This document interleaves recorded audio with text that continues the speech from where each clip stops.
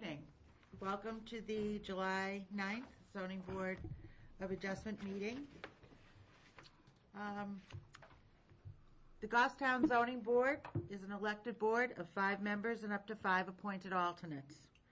Currently, the board has 5 elected members and 2 alternates. Mm-hmm. So if anyone is interested in serving on the zoning board, please see Brian Rose for more information. The board has a posted agenda for each meeting and tends to follow the items in order.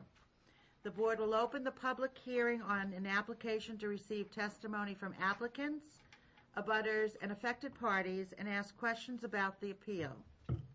The public hearing will then be closed and the board will enter into a deliberative session to discuss the merits of the appeal. For each application, the board will decide to approve with conditions, deny, or to continue to a later meeting. You are welcome to watch the deliberations this evening, or you can contact Brian Rose at Town Hall to get the results. For an applicant's request to be approved, there must be an affirmative vote of at least 3 members. An applicant can request a continuance if there is not a full 5-member board to act on an application. So tonight, at the present time, we have a 4-member board. So any of you, if you feel you would like to bring your application in front of a 5-member board, you can ask that it be continued until the next meeting.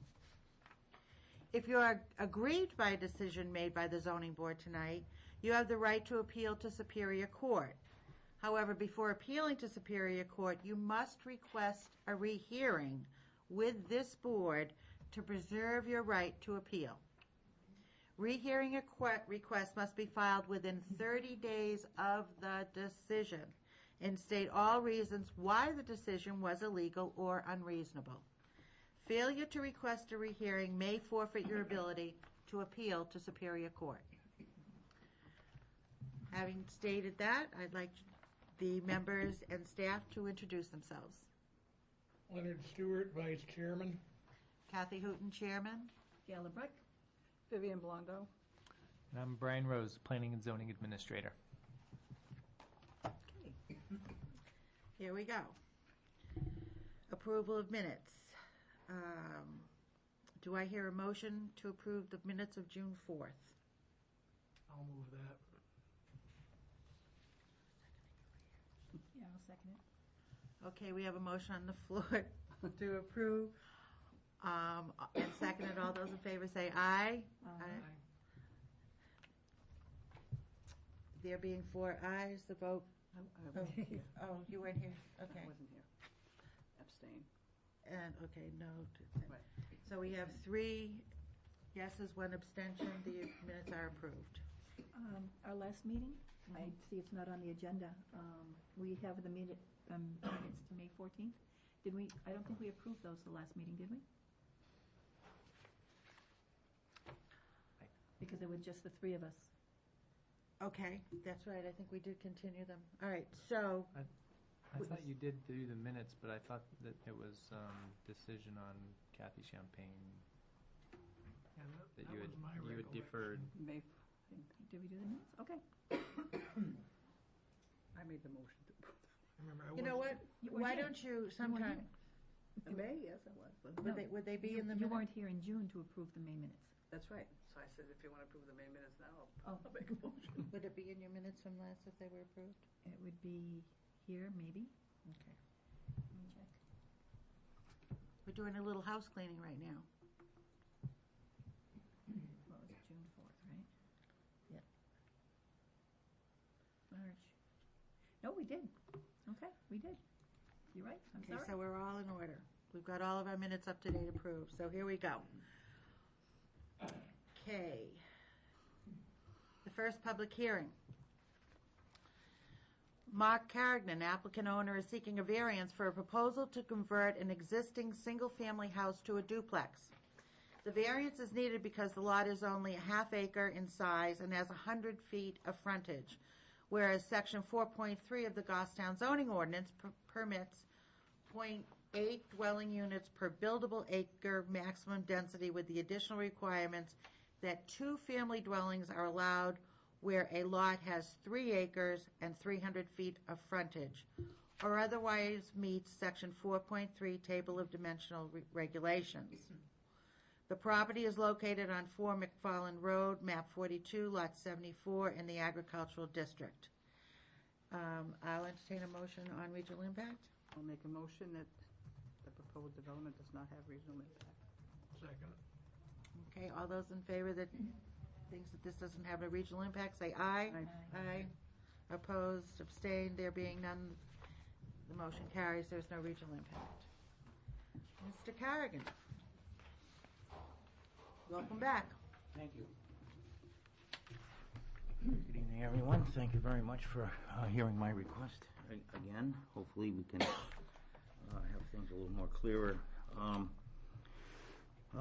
Going forward, the intent for the duplex is a duplex is a word that kind of makes me think you look at one half of a house, there's a mirror image of the other half the same. But in this case, basically what we want to do is convert what exists now without adding to the existing structure inside, so that we can have the first floor, lower level, 3-bedroom, single-family home with an apartment upstairs for my wife and I when we retire. Similar to an accessory apartment, however, it can't be called that because the square footage exceeds what an accessory apartment requires or maxes out at by approximately 216 square feet. So the only other option was to go ahead and call it a duplex. I did have a septic plan drawn up for the new use, and that is here. It has not been submitted to New Hampshire DES yet, pending on a decision here. Copies of this are available for anyone's review if they so choose. No waivers are required also, by the way, on this. And I did look into the possibility, as we discussed last, of possibly acquiring additional property from the Allen estate, and they are not willing to part with any land at this time. Unfortunately, they're the only contiguous abutter where I could obtain additional property from in order to make this lot larger. Since my application, one lot across Mountain Base Road had become available. Unfortunately, per our discussion, it appears as though that's not applicable or not possible to be used. That being said, I think I've done more than due diligence as far as trying to make the lot more conforming than it is. Unfortunately, being bound on the other 2 sides by Mountain Base Road and McFarland Road, it's simply not possible to make that lot larger. This lot was a consolidation already of 3 other parcels. That was previously consolidated 2 lots measuring 100 by 100 and another parcel measuring 16 feet by 100, making a total of 1/2 acre. Unfortunately, this lot cannot be consolidated further at this time. So basically, I'm bound by those constraints. As I said, I have done all due diligence to try to make the lot more conforming, but it's simply not possible. I did look at densities for the area. I found numerous examples where there are more than 1 dwelling unit per 1/2 acre even in the area. Apparently it's prevalent in the area where this area around this lake has it appears as though it's been subdivided prior to adoption of zoning ordinance, so the lots are naturally much smaller than the ordinance requires. I have several examples that I found where the density is equal to, or in some instances greater than, the density that I'm proposing with this apartment. can elaborate on some of those examples if you wish, but that being the case. Just to note, I did look at property sizes. First, along McFarland Road, my lot is the 5th largest on McFarland Road out of 18, and cannot be made larger, and it looks as though most of the others cannot either, just by virtue of the way they were originally subdivided. And also along McFarland Road, my lot is the only lot with any frontage at all on a town-approved road. Although it's only 100 feet, it's 100 feet more than any of the others do. In this area, the vast majority of properties with homes on them are on Class 6 roads. Not very many are on Mountain Base Road. That being said, the density that I'm proposing is in keeping with the general vicinity.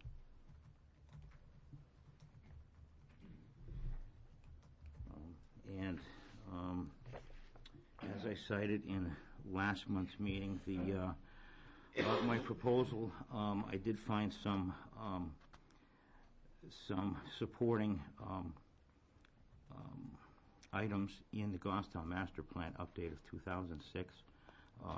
If you wish me to recite them again, I think it may be redundant at this point, but there are a few excerpts in here that indicate to me that this type of alternate housing would be beneficial to the town overall.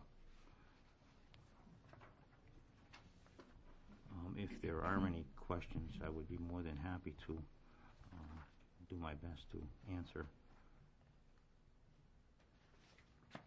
Madam Chair, just based on the fact that the last time he was here, the application was denied just based on the fact that it was noticed incorrectly, it might be appropriate to have him read that back into the record for this application, since it's technically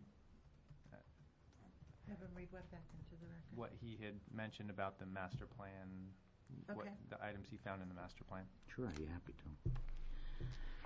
This is taken from the 2006 Goffstown Master Plan update, dated January 2006. Growth and development principles. One of them, create new and strengthen existing residential neighborhoods and housing opportunities.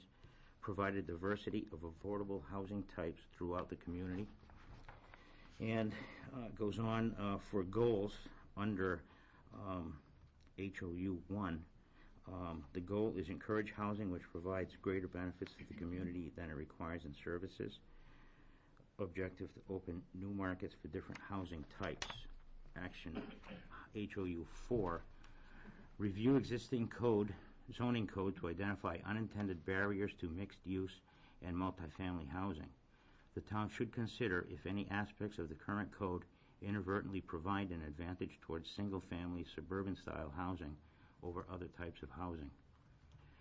And action HOU 5, explore potential markets and demand for non-traditional housing. In addition to affordable housing, there is potential to develop market-rate housing for young adults, empty nesters, and older adults. The town should work with state and regional planning organizations to evaluate this market, ascertain demand, determine requirements, and consider the potential of Goffstown to meet these needs. Providing this type of housing can be mutually supportive of several elements of the master plan, including economic development. Thank you. Does anyone have any questions? Vivian? Am I hearing correctly? There is no change in the footprint? None whatsoever.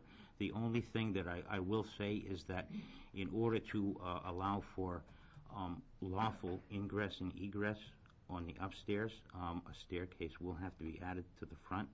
There is already an existing front door there on the second floor to a deck, but there is no stairway. And there will have to be, of course, a small landing and a couple of steps on the back. But that's the only change to the exterior whatsoever. You are aware that the selectmen approval would be required for a building permit? I did inquire about that, and I was told that it has to be approved here first. Right. Before it goes on to them, yeah.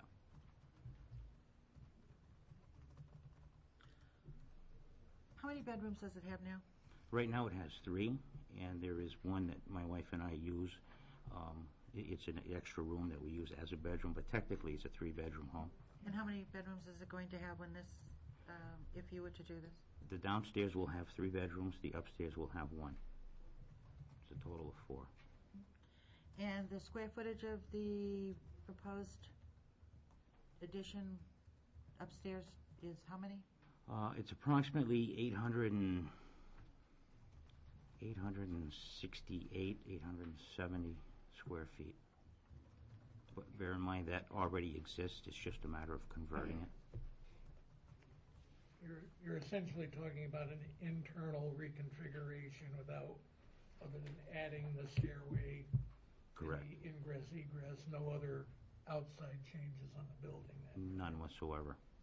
And those stairways would be within the there wouldn't be any setback issues as far as... There would not be for the front. The rear there may be. If that is an issue, I can put that on the side. There would be no setback issue on the side. The rear setback, the building already does not meet by approximately 13 feet. The side setback is fine. If you prefer, I could put that on the side. I think you would have to put it on the side because I think it would have had to have been part of your application because you were going within the setback if you would have put it on the rear. Okay. It should have been probably included if that was it. And when you mentioned that before, I was hoping that stairway we could find some area if that was the way it was going to be. He could also come back for another variance if he wanted to Right. still do that. Right. It doesn't have to be on this application. Right. Okay.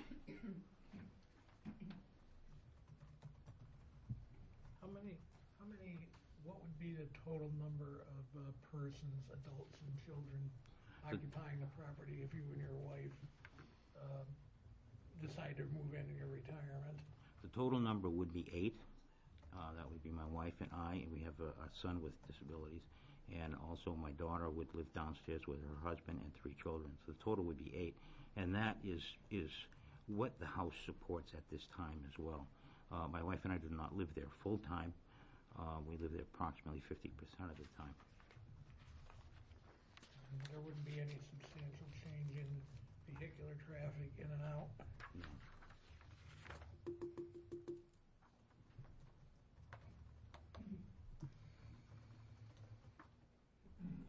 Gail? No, I'm set. Okay. Thank you very much. Is there any abutter here that would like to speak for or against this application? Interested parties? Okay. Madam Chair, you do have a letter in your packet regarding this in support of it. Yeah. It's from There it is right here. Mr. French. Mr. French, for the record, Joseph LaFrench, abutter, was unable to attend the hearing. He supports Mark Carrigan due to other favor of his plans to convert an existing single-family house to a duplex. This would help him in his ability to retire along with his family in Goffstown. Goffstown has always been a family-oriented town, and its town government has a reputation of being helpful. Please grant him this variance and keep the Carrigan family together. Thank you for your consideration, Joseph LaFrance, abutter. Okay. So, there being none, we will close the public hearing and enter into deliberations. Make a motion to approve. Second. Okay, I have a motion on the floor to approve, and it's been seconded by Len.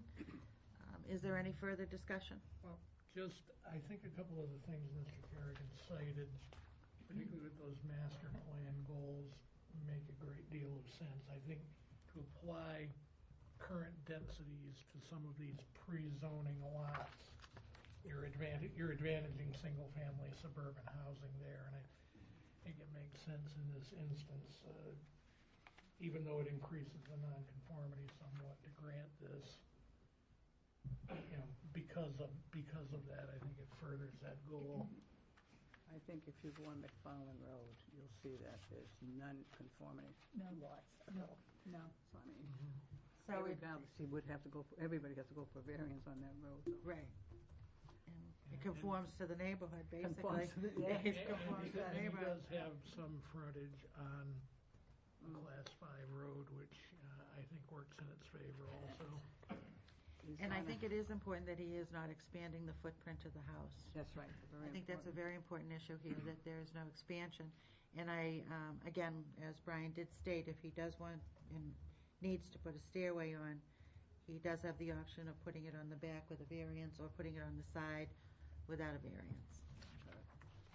Okay, so the granting of the variance would not be contrary to public interest because there will be no negative effect to any abutters. This is what Mr. Carrigan has stated. So the motion is such because of,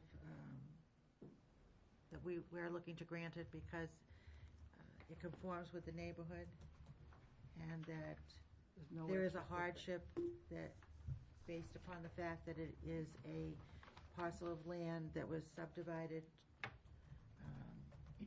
to a very small property, There's no change in the, and it's a hardship for him to do anything else but to have the in-law apartment inside the house. And also, he has made a good faith effort to obtain Absolutely. property, and if the neighbor isn't willing to sell, that's something we can't force. Okay. That being said, all those in favor say aye. Aye. Opposed and abstaining, there being none, the motion carries 4-0-0. Enjoy your family, Mr. Carey. Thank you very much.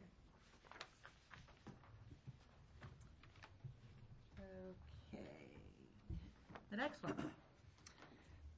Bel Air Associates, applicants' owners are seeking a variance to erect an internally illuminated LED message center sign at the Bel Air Nursing Home property to replace their existing 2 signs.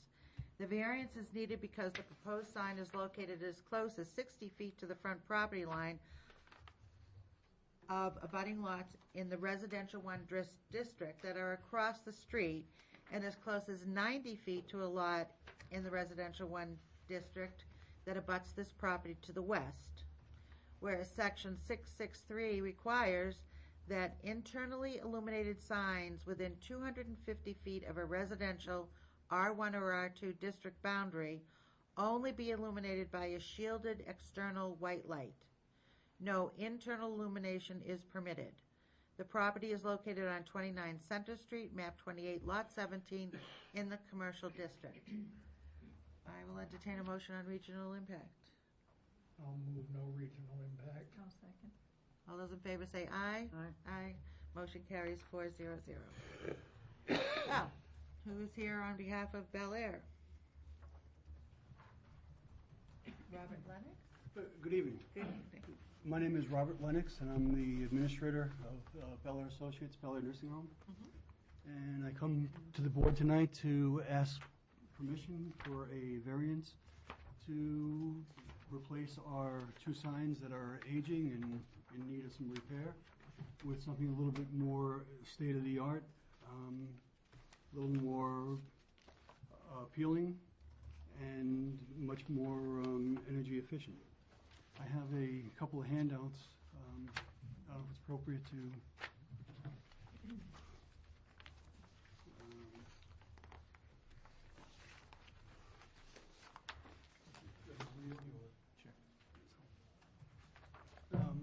What I'm handing out is the current condition of the signs at the Bel Air property, as well as a surveyed map of the property, and also a sketch of what the new signs would look like. Basically, what we're looking at doing is we have 2 signs on the current property. As you come into the driveway, to the immediate left, is a shielded lighted sign. We're looking to replace that, and as you come into the driveway, on the right-hand side, we currently have a message board, and we're looking to replace that as well. And looking at making the two signs into one. With the new sign, it has a smaller footprint than the two signs combined. Thank you. And it is much more appealing. We're looking at, in the rough draft that I've handed, it's a little bit confusing, but we're looking at the lower gray area as building probably a 10 to 12 inch stone wall, make a little bit of a planter for flowers and things along those lines. Have the two posts going up. The bottom of the sign would be just strictly a address of 29 Center Street, so people would have a location of where they are in regards to Center Street. I know there's a lot of confusion with that road because you have Elm Street, Center Street, and Goffstown Back Road, so it just kind of helps to orientate. The middle section would be a colored message board that would be programmable, dimmable, something that we want to be respectful of the neighbors and keep on a low key, but also something that's pretty elegant. On the top side, it would be just the name of the organization itself. With the message board, it does indicate on the sign right now 505 and 35. That's just to make a reference point. We'd be adding to the sign the time of day as well as the current temperature on the sign. The sign itself, we're looking to be part of the community with, and it would not be just a sign for advertising of the business, but we would like to be able to utilize the sign for things as graduation with the students in the school system, to recognize the different achievements in town, to recognize Old Home Day, and make it kind of a community board. Use it for Amber Alerts with the police department. So just trying to make it an attractive sign, since we're doing the sign, and feel it'd be very, very nice right there. There is a lot of traffic right there, and it's a good way to get a message out for various organizations within the town, as well as things that we might be having going on within our own organization. We really don't see an impact with any of the values of any of the properties. We do try to maintain the property in a top-notch fashion. We do a lot of landscaping and try to make it very decorative. We want to be part of the community. We're not trying to be a nuisance for any of the neighbors. The lighted sign that we're talking about would be dimmable, so it wouldn't be a bright, flashing neon light, all night long. We have parking lights on the property at the present time, and we have them on a time clock, so at midnight, everything on the property shuts down as far as the outside lighting. We envision this being the same type of thing, not to be, a problem for any of the neighbors or to be any type of eyesore for the community. And in a nutshell, that's it. That's it. How tall is the sign? The sign would be roughly 8 feet. The current sign, which is with the Bel Air logo on it, is actually 9'6". 9'4" at the highest point. Excuse me, is that 8 foot to here or to the top of the post? Top of the post. From ground to the top of the post is about 8 feet. That's correct. Would there be any letter movement at all, or would everything be stationary? Well, it would be a programmable sign. So with a laptop, it could be programmed for different things. So as far as any instant flashing and things like that, no. But the messages would change from day to day. We're not looking at changing minute from minute or within an hour's time or even a day's time. But it would, again, be programmable, so it would be able to have the features of changing. There would be no scrolling of the letters? No scrolling. No animation effects or anything of that? Well, actually, we would like to do some animation effects in regards to, we just had the 4th of July, and to be able to put the American flag up on the board in remembrance of those who served and things along those lines. We would like to have that opportunity, but to do cartoon figures and, those types of things, no, we're very conservative and very sensitive to the fact of where the business is located. So you'd be talking about basically displaying a static image of the flag alongside your message and not a waving in the breeze kind of animation? Correct. Have you had the opportunity to see the sign of the New Cumberland Farms here in Goffstown? I have seen it, but I honestly haven't paid a whole lot of attention to it. I just wanted to bring it to your attention because they have a standing illuminated sign there, which is a very, very low candle. I guess that would be the word that you would use, illumination in that particular sign. And I was quite impressed with the low candle of that sign because of the issues of the people across the street. But I was curious if you could compare to that, but you can't. So. Well, this is very low illumination. Okay. It is all LED, and I don't have the specific numbers, but we have 250-watt bulbs on the current sign now, and what I've been told from the manufacturer of the sign, that the sign itself wouldn't be even close to the 150-watt that we're currently burning on one light, never mind the two.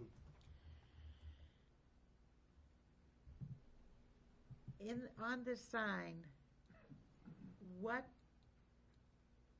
distinguishes this, do you feel, or gives you what is the better benefit you realize from this sign versus having what the ordinance requires, which are the outside lights shining on it, versus having an inside illuminated sign?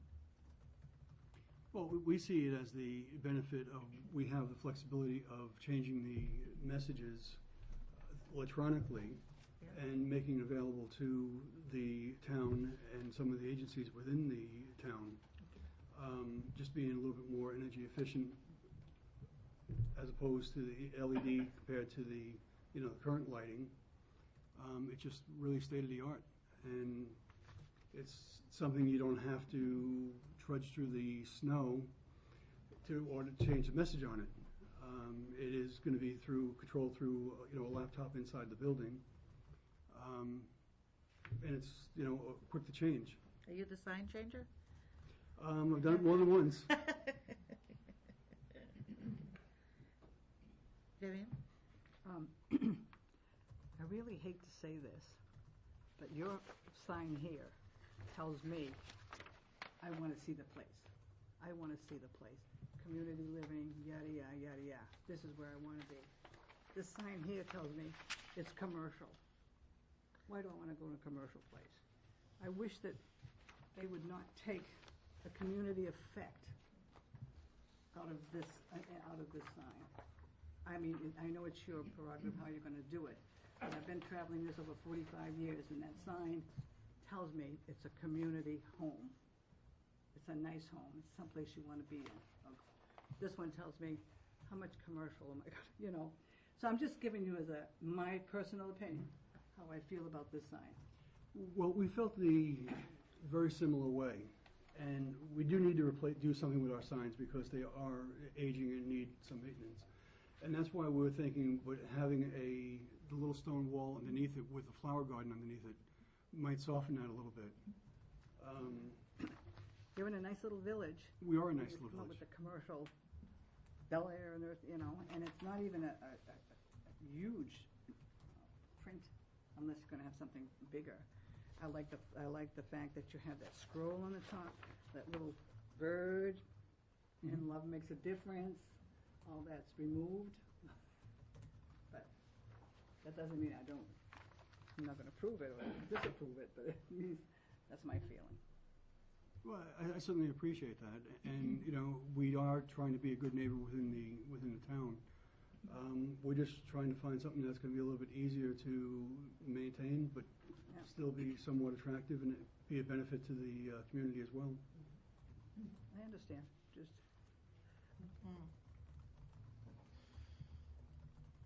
Len, do you have any questions? Not at the moment. No, not yet. Okay, thank you. I'm going to see if anybody else would like to. Okay, thank you.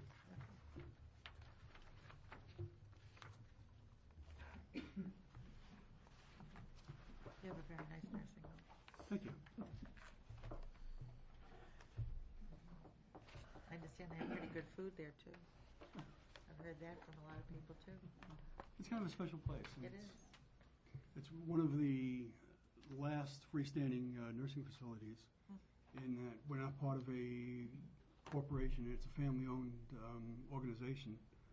And we're one of the, I think there are 5 left in the state that are independently owned. And we're one of the last that are out there. Yeah. Congratulations. Thank you. It's a benefit to our town.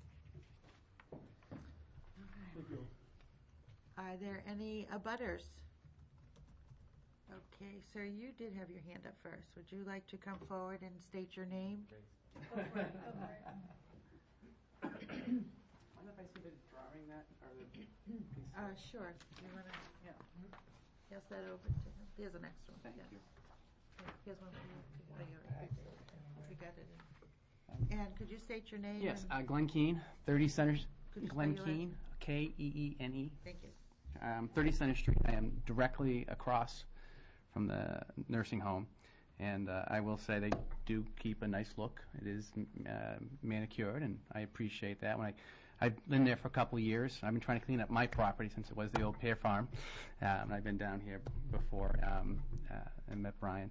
And I even took down a sign that they had in front that I thought was not conforming to what the area was about, which the reason why I moved to Goffstown was I like the country setting. I bought the farm because it has a beautiful, huge backyard, and it's nice to see. And the Bel Air Nursing Home wasn't concerned when I bought my property because it's not a residential. It's a business, but they did have that hometown look, I think, as you put the village look, and I appreciated that. And they are quiet, and besides the generator kicking on now and then, which is expected, is it's nice. My concern, and after hearing the gentleman explain what they were going to do, is your comments were right in line where my comments are, where it's the sign they have now fits the community look. It's existing. It is part of the community, as a matter of fact. I think it is part of the street. And this kind of sign is a commercial statement. It's not really needed. I appreciate that they're trying to improve things, and I give that compliment out, absolutely. And I do a good job at keeping the shrubs done and the lawn cleaned up as my neighbor, and I try to do the same. But this sign, in my view, isn't needed to advertise their nursing home. I think part of the thing is people feel more welcoming with the existing sign. It does feel warmer. A LED sign also does use less light than an incandescent, but he can also change the lights that light the existing sign with LED lights. And he can reduce his green footprint very easily by just changing the lights to LED that's shining on the sign. And also having a sign out there. My bedroom looks at the Bel Air Nursing Home in my living room. I personally don't desire a illuminated sign that's going to come out. It's going to be much more distracting. I've seen many of them. One of the reasons why I said I moved here was to keep that country setting. I'm trying to think what. It is a busy road, especially with the hill. Cars go by pretty fast, although the police are right there, and I appreciate that. They park in my driveway often. But it is a busy, and I'm also concerned it could be a little distracting to drivers going by. And I appreciate them saying that they put messages on it and things like that. But I don't think the drivers going by, as they come up that hill and come around the corner, have a whole lot of time to be looking at a sign that's illuminated when they should be paying attention to the road, or me coming out of my driveway. I've seen a lot of close calls, so that's also a concern of mine as well, is having that lit. As you can tell, I'm not in favor of it, although I do appreciate their effort in trying to, keep things or fix things up. I think there's other alternatives that they have. I think the existing sign is nice, but if they want to change the lights on to make it LED, so they use less electricity, that's one way to take care of the electrical part. It'd also be a lot cheaper. I'm sure this sign is not. That's their business, but I'm sure it's not cheap. It's a farm. It's a village area. I'd like to keep it that. That's why I bought in Goffstown, and I appreciate that, and I'd like to keep it that way. Any questions? And your house is directly across, as you stated, and your bedroom and your living room overlook the Bel Air Nursing Home property? Correct. Okay. Thank you. You're welcome. Sure. See if anybody else. Yes, the female, the second runner-up. Could you state your name and spell your last name for us, please? My name is Margaret Fox, F-O-X, and I live at 22 Center Street, which is diagonally across the street from the Bel Air Nursing Home. One of the reasons we chose our home 8 years ago was because it was in this little neighborhood. Yes, it's a busy road, but it's older homes. The Bel Air is there, but it's a village, a little village, and the neighbors communicate, the neighbors talk to each other. The Bel Air has done a nice job keeping their property looking great. However, I think that an internally lighted sign, the LED message board, I think doesn't fit the character of the neighborhood. I don't think it will fit in with what is existing there. And I agree with Glenn that it is a distraction for drivers, and people do drive way too fast on Center Street. And as a parent of 2 small children, I'd much rather have them paying attention to the road than a sign. So, and that's about all I have to say. Thank you. Well, thank you very much. Is there anybody else here who is an abutter or an interested party who would like to speak regarding this application? There being none, Mr. Lowell, did you want to say anything in response to the Lennox. comments of your neighbors? Ms. Lennox. Lennox, I'm sorry. I have Lennox chiming. I think That's an easy way to remember it. Yeah. I would just like to say that we're here tonight in regards to the ability to ask for a variance for an internal lighted sign. As far as the message board itself, that's really not the issue, because whether we do it as an LED or whether we do it as a sliding sign, that's still, a prerogative of our organization. We currently have the message board right now. This is just something a little bit newer, and basically we are trying to be very sensitive to the people in the community. Thank you very much.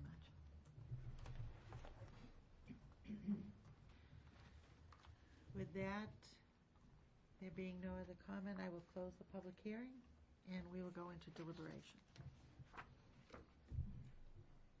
Okay, guys, let's deliberate.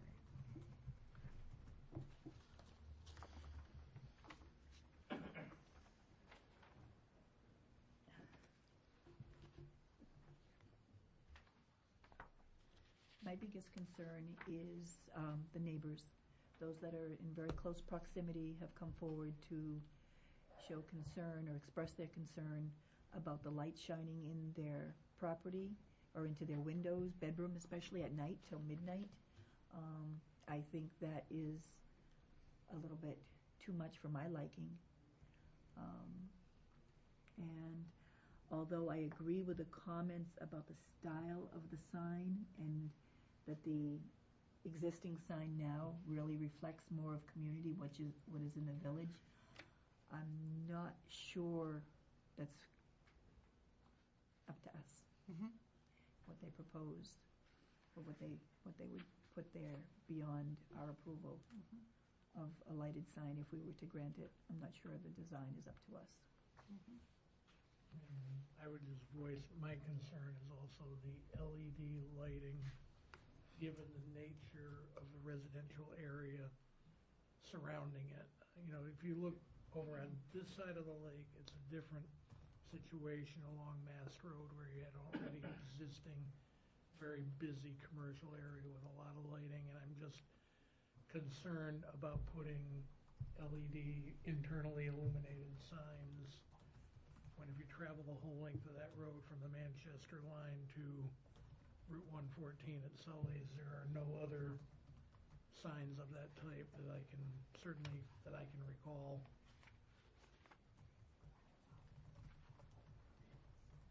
Well, I know you're looking at me. I think like you mentioned the one at Cumberland Farm, it's a low-key LED sign. Yeah. And I think it wouldn't be a big glare like I think everybody's portraying. My only concern is the Bel Air Nursing Home on the top. It's very commercialized. I would like to say, well, you know, I would like to see that it copies the old sign, if that could happen. You know, you get the geese flying, you know. It's just community looking.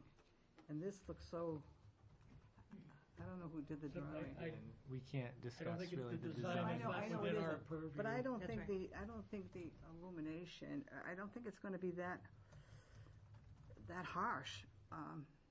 I really don't know, but if it's anything like Cumberland's, it's not a harsh-looking sign, and it's not a glary sign. But, you know, we don't know what kind of sign it is, to tell you the truth. And you want to make sure that it's not interfering with the neighbors, and they say the traffic is pretty fast on Center Street. I think it had slowed down since the traffic circle. Maybe going towards Manchester, they're probably traveling a little bit faster than they should. But I have time to glance over and see if there's something new on the, you know, senior citizen apartment and all that. I do have a chance to glance over that, depending on how huge the writing is. Depends on how much time you're going to take to look at it.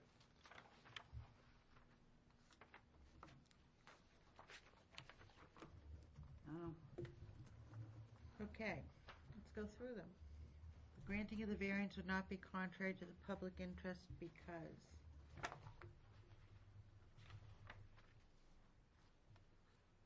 well, my statement on that would say that it would be contrary to public interest because the neighbors across the street have stated that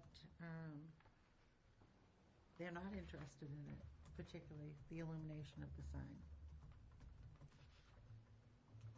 I don't know. Does anybody else feel that way?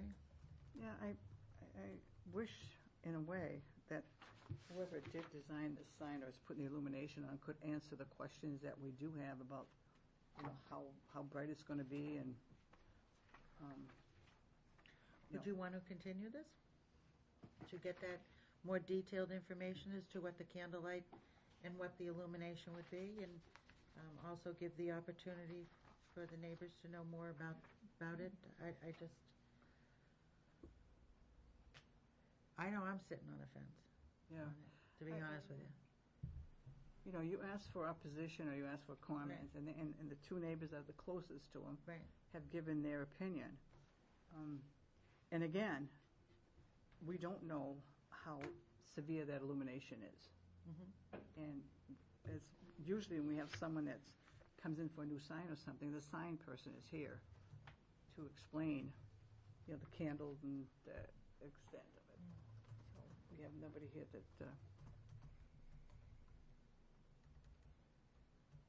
given us any idea.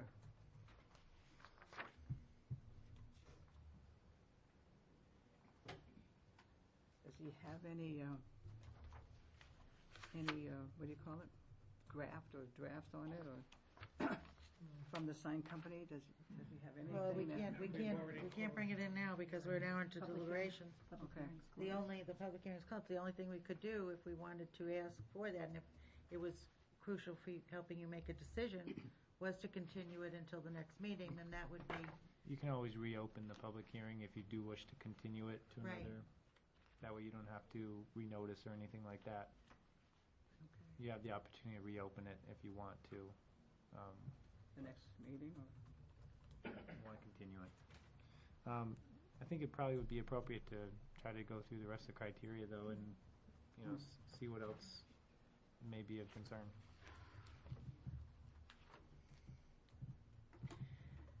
the spirit of the ordinance is observed because he states there are two separate approved business signs on the Bel Air property now, and it would be in the spirit of the ordinance to combine those two signs to make it only one sign. But combining the signs is an okay idea, but I don't think that he's overlooking the lighting and how it's gonna impact the neighbors in Yeah. his statement there.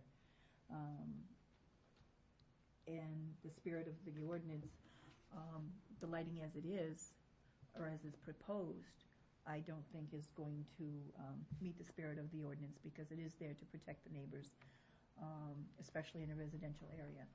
And to have it shining as it is now, Mr. Keene said it shines in his bedroom and in his living room. And to add this internally illuminated light, I don't think that would be the spirit of the ordinance. I agree with you to a certain point, but, in going over things in my head here, that they have two signs, they would be combined into one. But also, when they have an open house, there's another sign. When they have, Christmas parties, there's another sign.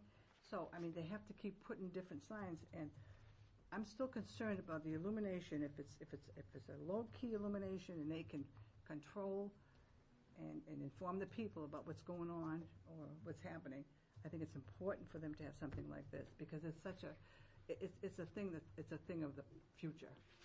All right, it's not. And the sign he has now is a sign of the past. But I would still like to have the community look to the sign. I'm sorry, I still keep going back to that. But I think maybe we should continue it. I concur. I think if illumination seems to be the common issue that everyone has, I think we need more information about, the wattage, the candle power, whatever the appropriate term is for how much illumination this type of sign would spill. I think it would be worthwhile to have that information to make a decision. Okay, and there also probably could be the possibility that maybe a different sign. I'll make a would motion appear. to continue. Make a Well, motion. Maybe we should finish the criteria first, so that if there's So you other don't have to issues go that with- need to be okay. addressed. The values of the surrounding properties would not be diminished because, and he states the lightest Skip sign. number 3. Oh, did I skip number 3? Granting the variance would do substantial justice because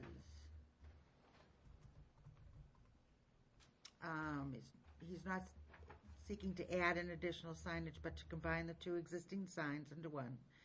And the new sign would be smaller, more compliant with the town ordinances.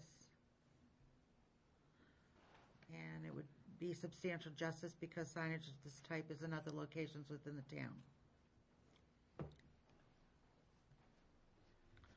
Like Len says, this side is all mostly commercial, and the other side is, used to be all I can think of no agricultural. other signs of that type for the That's right. entire length. Of Of the the back road. road, yeah. but there's Well, gotta be, not of the back road, but also Center Street, Elm Street, everything right And- down to the middle of the and village. you're right, but that sign could be an informational sign that we don't have on that side of the river, of the town, so. The main concern, like you said, is I wanna see the illumination. One thing to consider also, and the criteria of, does it do substantial justice? It asks the question in such a general nature that it's not only asking, does it do substantial justice to the applicant, but does it do substantial justice to the neighborhood as well? So you have to consider both sides of that argument. Okay.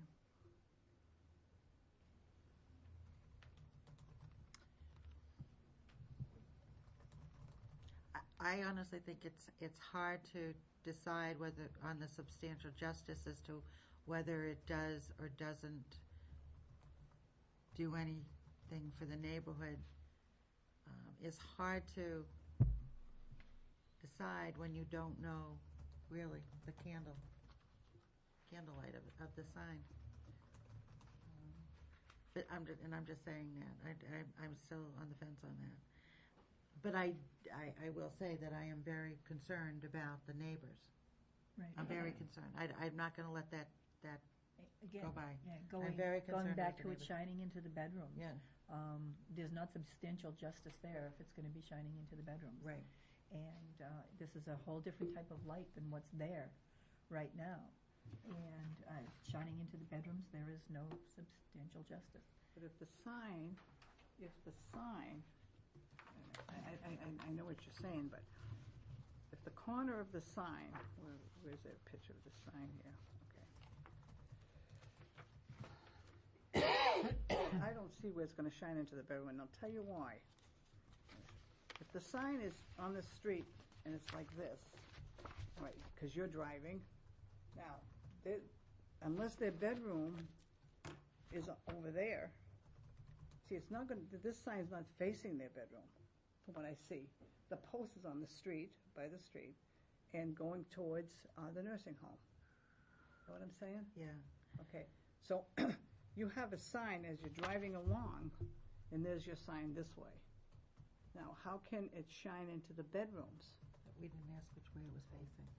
Depending, from don't what know. I see, Yeah. depending on the angle, even if it's placed perpendicular to the road like you're indicating, you can have homes from either direction where you're going to get light spillage into those homes. They don't have to be Right. straight across the road. They can be either direction, and you're going to get light shining out instead of shining up on the sign the way it is from below the way it is now.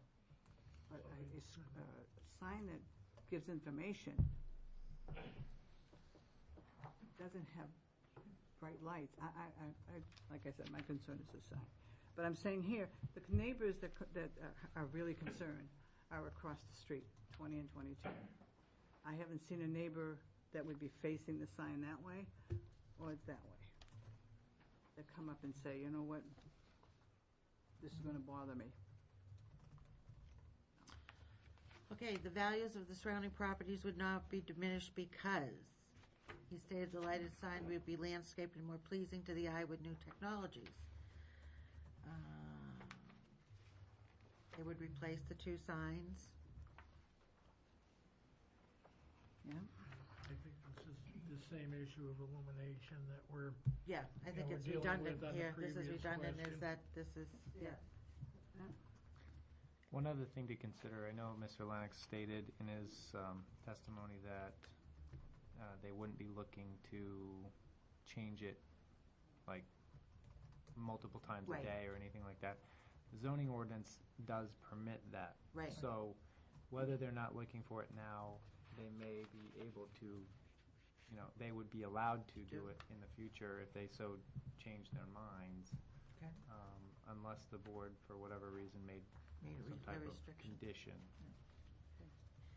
So right now, it's been changed from once every 24 hours to once every 15 seconds. You can make a change to the sign content. So Okay. And the literal enforcement of the provisions of the ordinance would result in an unnecessary hardship. Is there, I don't think anything in this the is, current ordinance prevents them from coming up with a sign that complies with the current rule with exterior lighting. They're, not prevented from use of their property or developing something, that fits the ordinance. So I don't see that, literal enforcement creates that kind of a hardship. Well, in all fairness to the situation, I think that we should, I would suggest we do continue it, because I think it would be negligent of us to make a decision on this when we do not know the exact illumination. And if we're going to make a pro or a negative vote, I would feel uncomfortable doing that without knowing what the candle, it would just be a more definitive vote and a more accurate vote. Yeah, that's the approval they want, the internal lighting. So, and, Before a motion is made, I want to just point out that they have to meet all the criteria of the zoning ordinance. And if we think, and I don't think, that he meets the hardship criteria, then it's a moot point. then it's a moot point to carry on. Maybe it doesn't meet the Well, he has to meet all the criteria for getting a variance, and if we don't feel that he meets the criteria for hardship, it being, the ordinances would result in a necessary hardship, and if we don't feel that way, then he doesn't have all points. Right. He's missing one. It's like special exceptions, you have to get all 5. Yes. Variances, you have to get all. Well, it is a hardship, and it's on a cusp, because what they're trying to do is to eliminate 2 signs. Also, what they're trying to do is to make sure that whatever happens into the home is able to be put on this illuminated sign. I have to tell you that they have had a lot of activities, and I think it's important that they have a business, they have to make money, they have to run the business, and they have to advertise different things, because stating that they're a busy home. They're busy with their elderly. They're busy with the old home day, or they're busy with the birthdays, or it would just be, it's not definitely a hardship, but it's a plus to their business. A birthday party for Miss Evelyn, or, But in the same token, Vivian, and I'm just going to say this, it shouldn't be a hardship to the neighbors. No, And that's why the illumination sign is something I really want to know how deep it's going to be. You also, you want to be very careful on, it being a plus to their business is not a hardship that you would want to hang your hat on. It helping out, something that is just geared to help their business can't just be your reasoning for granting a hardship. Normally a hardship is something where, you have a severely oddly shaped piece of property, and, the only other option is to put it in a certain place, or, that type of thing, where you have something unique about the property that makes you not able to follow the ordinance as everyone else normally would. So you want to be careful about how you determine what your hardship is. I understand that. And you're right on like the neighbors where they are now, those homes have always been there. All right, they're not a new residential. They've been there continuously. Bel Air has always been there for years. I don't know how long, but for years. But on the side of Bel Air, where the new development is, at Juniper Drive or whatever it is, that it used to be all agricultural. There was nobody there. There was no buildings there, no homes, no nothing, no anything, just a farm, a small farm. But due to the fact that Bel Air's a commercial piece of property, and that wherever the new development is, could be considered, they didn't ask for the new development to come in and be an abutter to a residential. Well, whether I'm it not was, saying it's a hardship, I'm whether it just was saying that. development or not, it's I a don't- residentially zoned property is how we determine. Right. Right. The ordinance states that it has to be 250 feet, internally illuminated signs within 250 feet of a residential R1, R2 district boundary.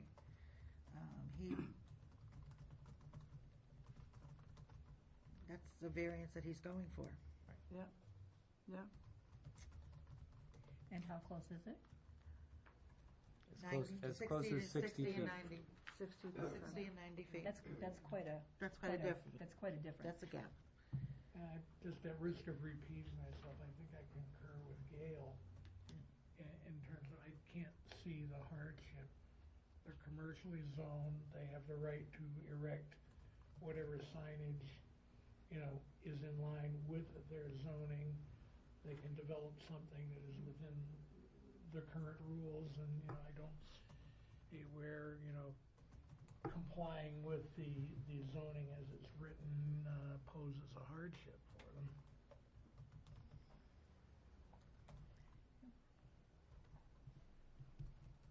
Does anyone want to make a motion? I'll make a motion to deny on the fact that, on the basis that there is no hardship because he can comply with zoning as written with other alternatives. I also would say that doesn't meet the spirit of the ordinance and that it's contrary to the public interest and would not do substantial justice. Second. Okay. Motion on the floor, there being a second. Is there any further discussion?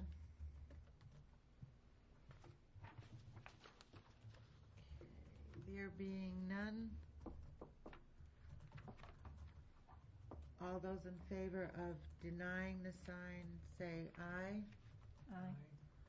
All those opposed, say no. No. No. The motion Fails. fails. You have to have three. You have to have three. Hmm? The motion fails, so, I'd like to make a motion to continue so we can see so we can be informed on the illumination of the sign. I'll second the motion. It's this.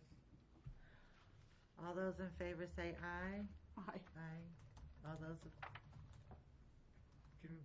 Point of order and clarification, I'm not quite sure since we already rejected that. Now we're looking to continue.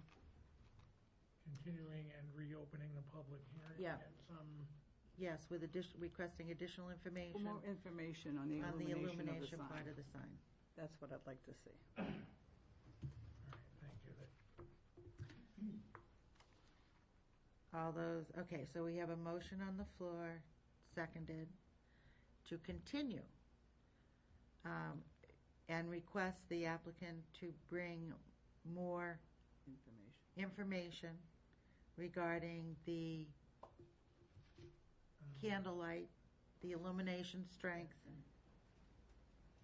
and the positioning of the sign on the street, I'd like to know. I think the positioning is stated. They are looking to have it in the same location as where the I just need to know whether it's going to face it, on or the site plan. I want to know whether it's going to face the road or it's going to be sideways, or perpendicular. It'll be perpendicular to Either the road. well, I would like, yeah, okay. That's That's how just a request. That's how it shows on this current site plan. They were looking to put it exactly as it shows on the current site plan. Okay. There's a motion on the floor that's been seconded. All those in favor say aye. Aye. Aye. All those opposed? All those Nay. abstaining? Nay. Okay, so we haven't, Which was the vote? so we're stuck, 2-2. Again, it's, my opinion is that not meeting the hardship criteria, it's a moot point. Do you want to make another motion?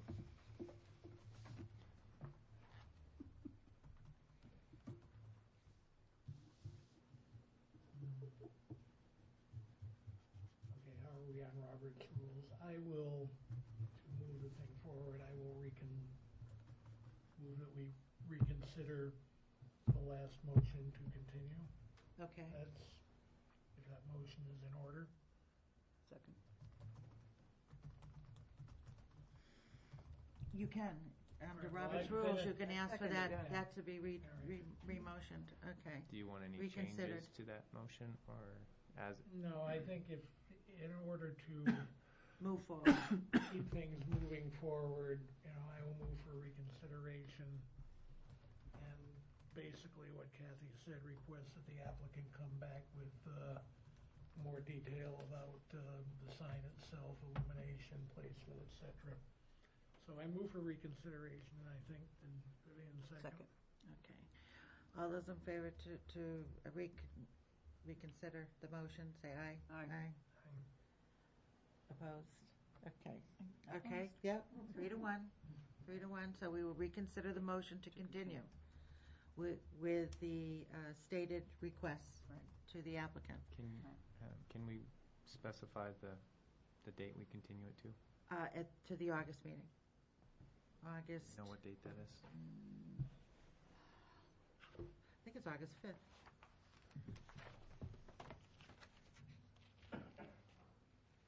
I don't know, I don't have a calendar with me either. I got See if it. I have it on mine. Anybody got an iPad? Brian's got it on his phone. It'll be August 6th. Oh, I was close. August 6th, so to the August 6th scheduled meeting, the next zoning board scheduled meeting of August 6th.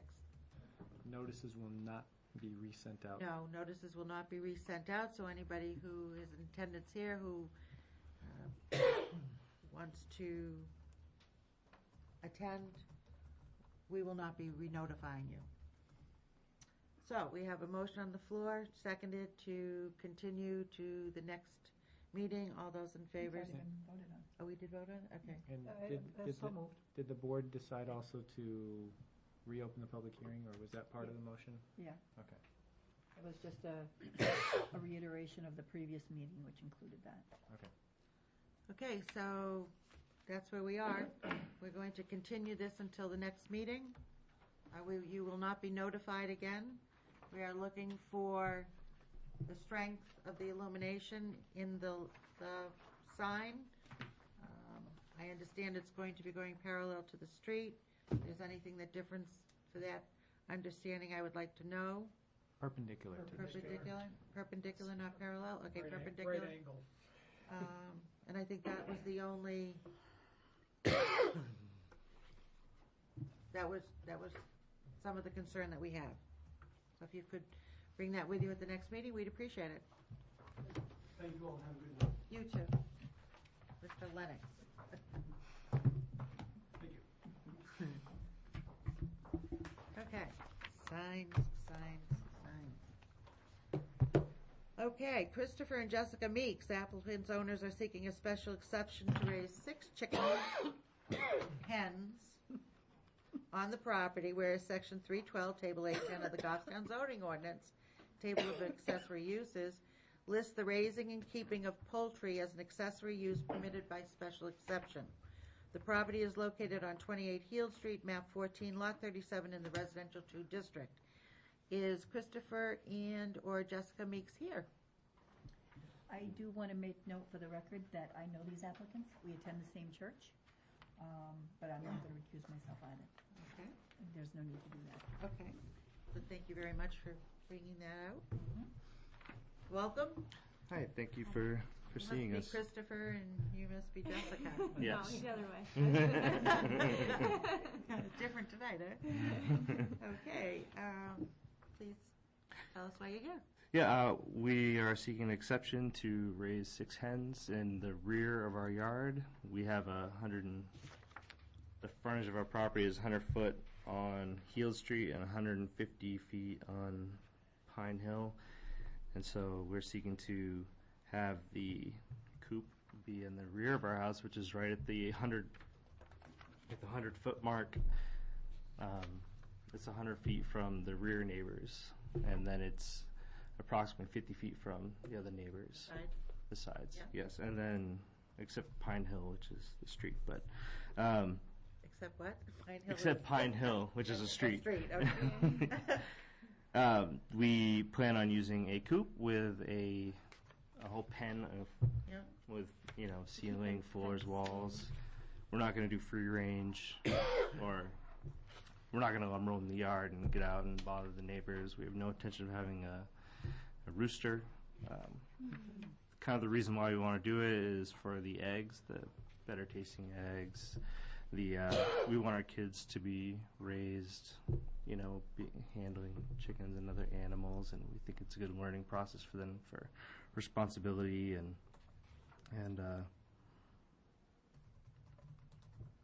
in case of financial hardship, we have the eggs to fall back on. They also eat a lot of bugs, and we have tons of bugs in our backyard. Like, you can't go out without getting eaten alive, so I'm hoping they'll cut down on the bug problem, too. Back there, I don't have a whole lot to say, because I did not know how this whole process worked. Well, welcome. Thank you. This is how we work. Of course. Yeah, you're doing well, though. I thought that hardship thing was pretty good. You really picked that right up. Although there's no hardship criteria for a special exception. Sorry. And then to educate myself on raising them, I bought Chicken Raising for Dummies. And there's also a website, mybackyardchickens.com, which is actually wrote Raising Chicken for Dummies.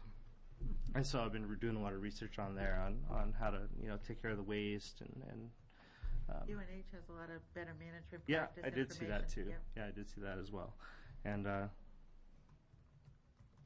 so that is our plan. Call my neighbor.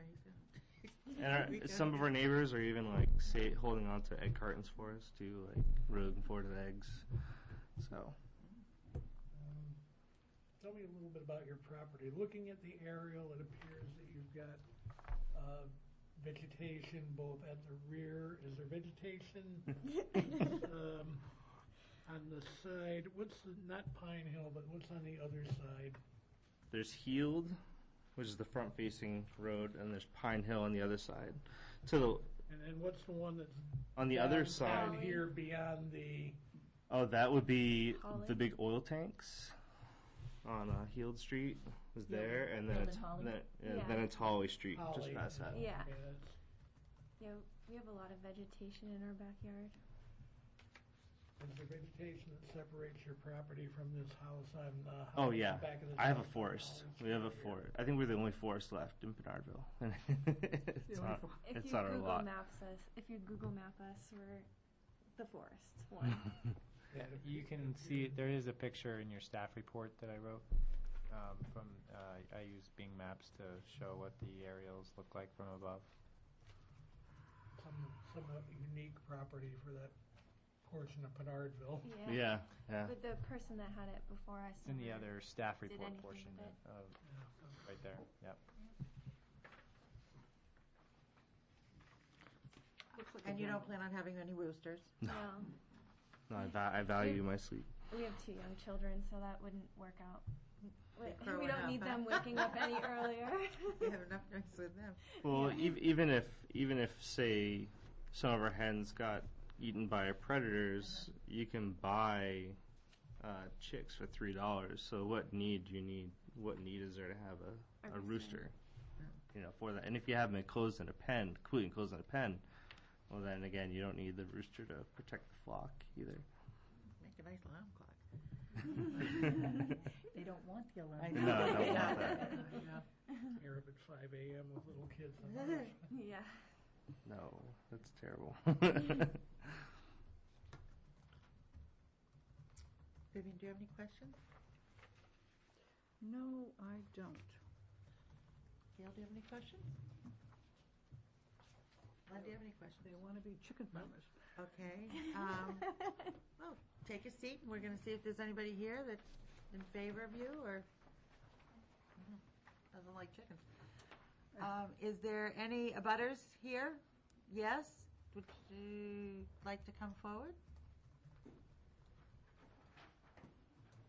You're a team.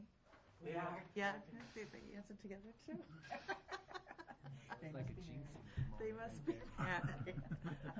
How do I say that? Yes, could you tell us what your names are and spell your last name? Sure. We're Darlene and Norm Belleville, Belleville. We're abutters to Chris and Jessica. We're diagonal to them at 31 Heald Street. We just came in to hear about these chickens, and we have nothing against them. Our main concern was a rooster.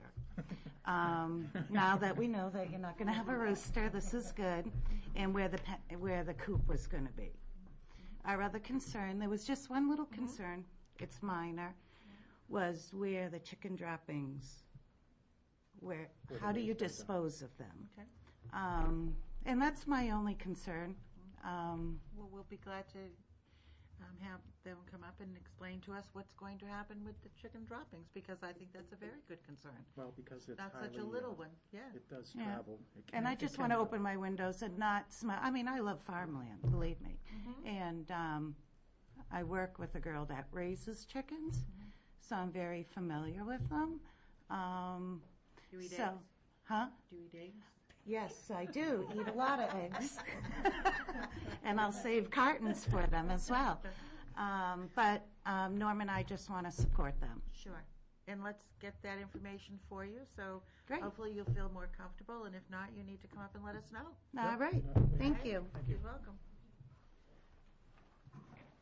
May we have the Meeks, Mr. or Christopher and Jessica. Mr.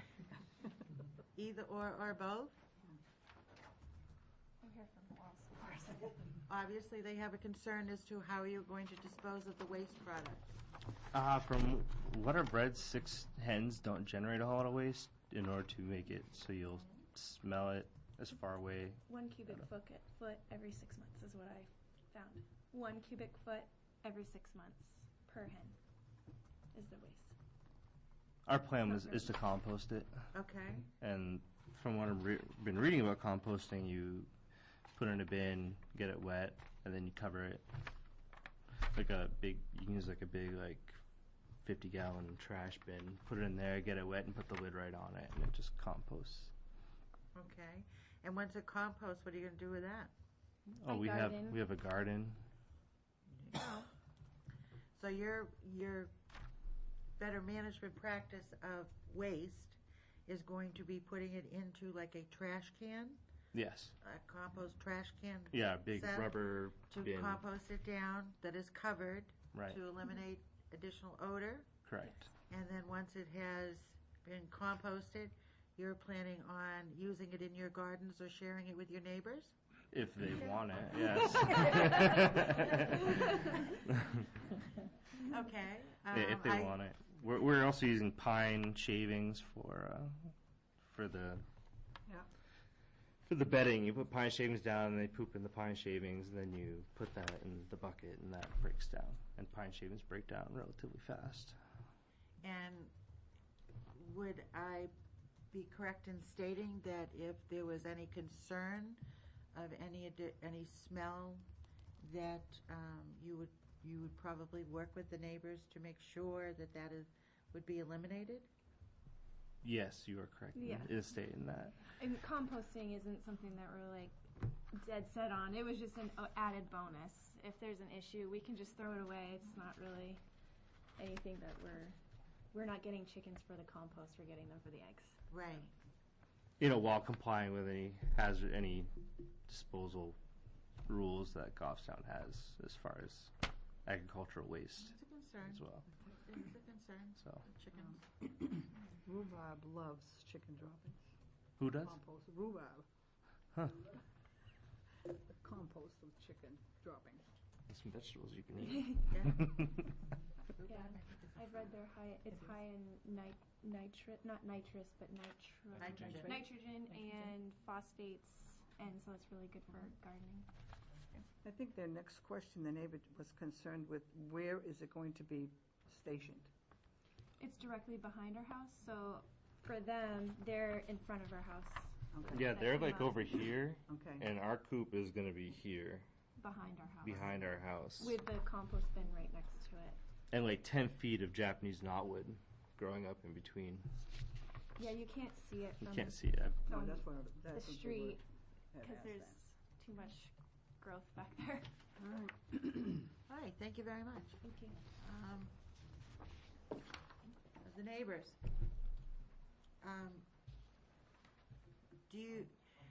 Are you satisfied with the answers that you've received? So you have no further concerns? Okay, thank you very much. Okay, is there anybody else here who would like to make a statement or for or against this application? There being none, I'm going to close the public hearing and we are going to deliberate. Make a motion to approve. Second. Okay. I don't have. And any it further meets all the criteria for the special exception. Okay, let's see. It's consistent with the town's current master plan. Agriculture is very predominant in the master plan, and this is agricultural use. Will not significantly alter the character of the neighborhood. I would say it would not significantly alter the character of the neighborhood because the coop is going to be in the back and the chickens are going to be cooped and not free range. If anyone has anything else I'd like to add to the, Only the observation that I think of the various properties in Pinardville, this seems to be well suited for what they're looking for. There's a lot of properties where That's a it good wouldn't be, but given the fact of the vegetation, the other unique features of the lot, it seems to be a good use on that site. okay, will not create a nuisance or hazard to vehicles or pedestrians in a manner that cannot be ameliorated, I would state, because they are going to be cooped. They will not be running around free range and running into the streets. Kathy, if I can just, I want to make one clarification. You had said it's an agricultural use. The way that our ordinance is set up, that is a use allowed in the agricultural use section.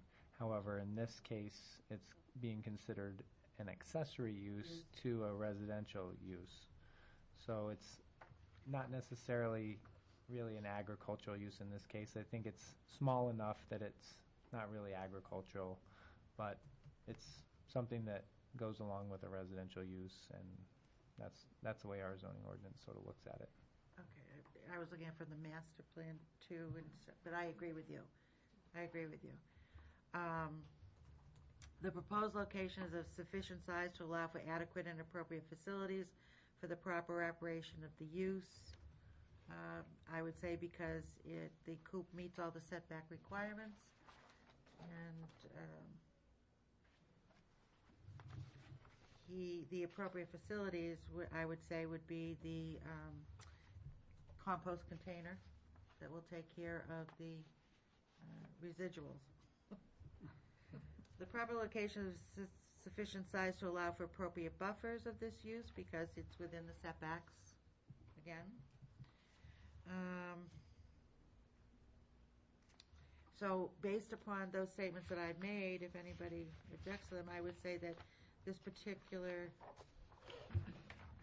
application meets the criteria for granting a special exception, and in that case, we have a motion on the floor. All those in favor say aye. Aye. Opposed? Abstaining, there being none. The motion carries, and the Meeks are now in the chicken and egg business, and composting.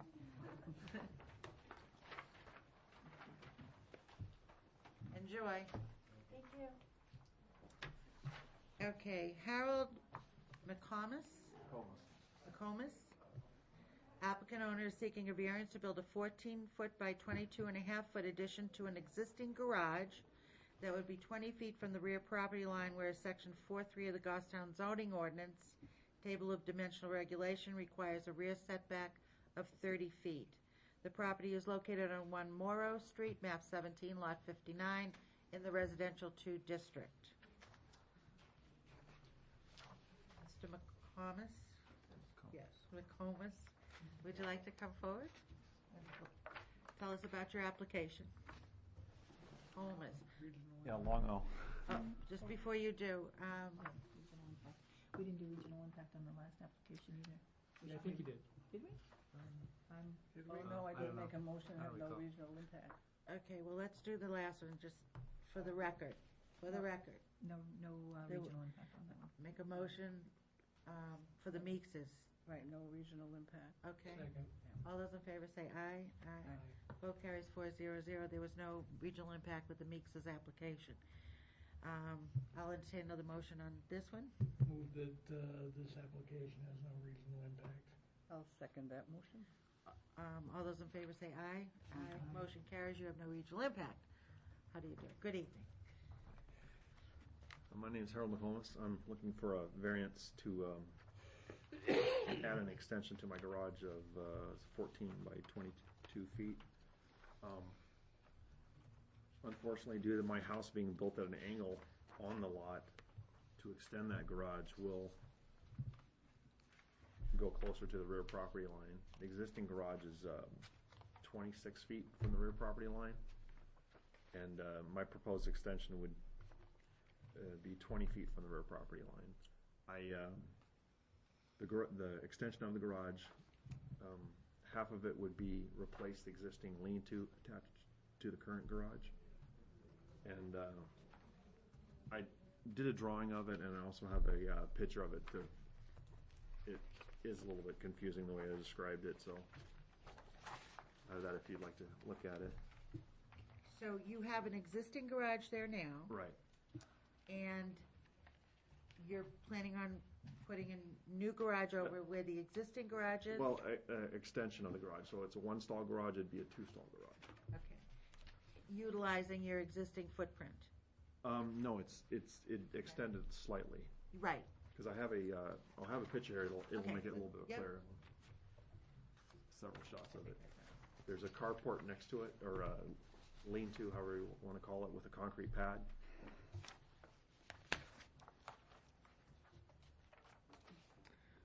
Just so you know, the board got this drawing in their packet. So Oh, yeah. They do have a drawing. And Yeah. I don't know if it's the same. No, I did my own, but I just put the current setback requirement and how the current garage is. Okay. The garage is going to take the place of the lean-to. Half of it, yes. Right. So half of it's a It's lean-to. going to be built on that. Yeah, exactly. How wide's your lean-to? It's about 8 feet? half of that, so it'd be about 7 feet.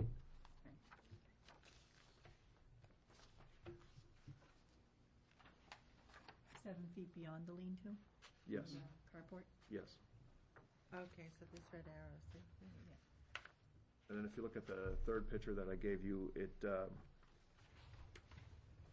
the garage extension would be only 2 feet closer to the rear property line than the current existing concrete pad for that lean-to. Oh, here's the Volkswagen. Is this going to be all new construction, or are you going to demolish the current It's- garage, or are it's- you going to Yeah, extend it? it's going to extend the current garage, so the rear wall probably be knocked down a little bit, and then the side wall will be. And then, of course, obviously, the angle of the roof will change slightly.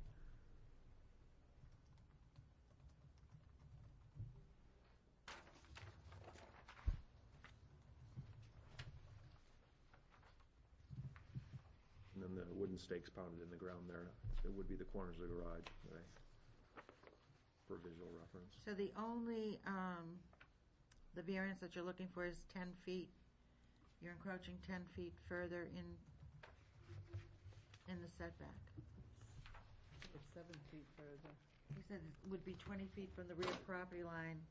Yeah, the current corner Okay. of the garage is 26 feet, I measured, and, of course, because the house and the garage is at an angle, it's only an additional 6 feet more than the current garage. But if you count the lean-to, the concrete pad, it'd be an additional 2 feet, 3 feet from that.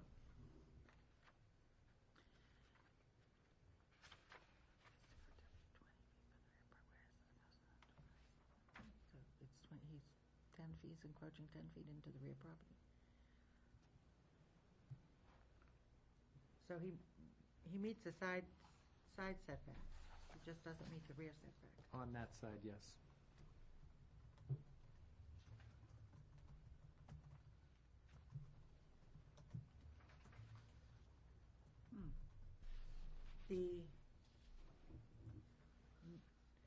Is there any other setback that he's encroaching on this?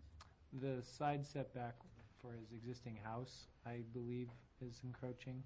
Yeah, it's about 12 feet. Yeah, it's a 15-foot side setback, but that's existing and so Right, is not, that's not part of the Concern, application, yeah. right.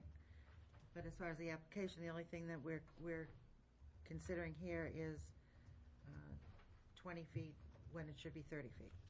Right.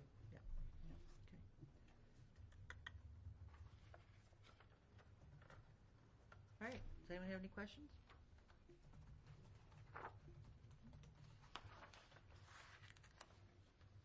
So you're making it a two-car garage? Yes, from a one-car to two-car. Two-car, okay. Do you have any questions? Vivian, have any questions? I'm all set. Okay. Thank you. I'm going to see if there's anybody else. Okay. Thank you very much. Is there any neighbor or a butter or interested party here that would like to speak for or against this application? No? Okay, does anybody have any other questions to ask Mr. McComas? So sorry if I said. That's okay, you got it right. Mr. McComas. McComas. It's a hard O. Okay, there being none, I'm going to close the public hearing and we're going to deliberate. Make a motion to approve? Second? Okay, I've got a motion to approve and seconded. Is there any further discussion? There being none, all those in favor say aye. Aye. Aye. Opposed? Okay. You're okay, okay. Motion carries 4-0-0. You are now approved to build your two-car garage as planned, 20 feet away from the rear setback. Thank you. Okay. If you have any questions, feel free to call Brian. He's been very helpful. I've talked to him. Yeah. Feel free to give him a call, and he'll continue to be helpful, too. Thank you. hopefully. Thank you very much. Good night. Okay. You will be, won't you, Brian? Jennifer Levy and Marie LaRoche, owners and applicants, are here again and seeking an equitable waiver of dimensional requirements for having built an attached garage to an existing single-family home as close as 1.95 feet from the front lot line, whereas the variance they were previously granted allowed for the garage to be revealed 4 feet from the front property line in May of 2012. Girls. I'll make a motion to sign the application as an original impact. Okay. I'm finished reading this. Sorry. Okay. That's The applicant is also seeking a variance to build an accessory building shed on a lot across the street that does not have a primary building on it, such as a home. The variance is needed to allow a shed as a principal use because a shed is not a permitted use in Section 311, Table of Principal Uses of the Goffstown zoning ordinance. Another variance is needed because the shed is located 20 feet from the setback of 25 feet. These lots are located within a 100-foot wetland surface water conservation district setback from any defined surface water. The property is located at 144 Moose Club Park Road, map 21, lots 115, 117, in the residential 2 district. We have a motion on the floor from Gail that it does not have a regional impact. Is there a second? Second. Okay, either one.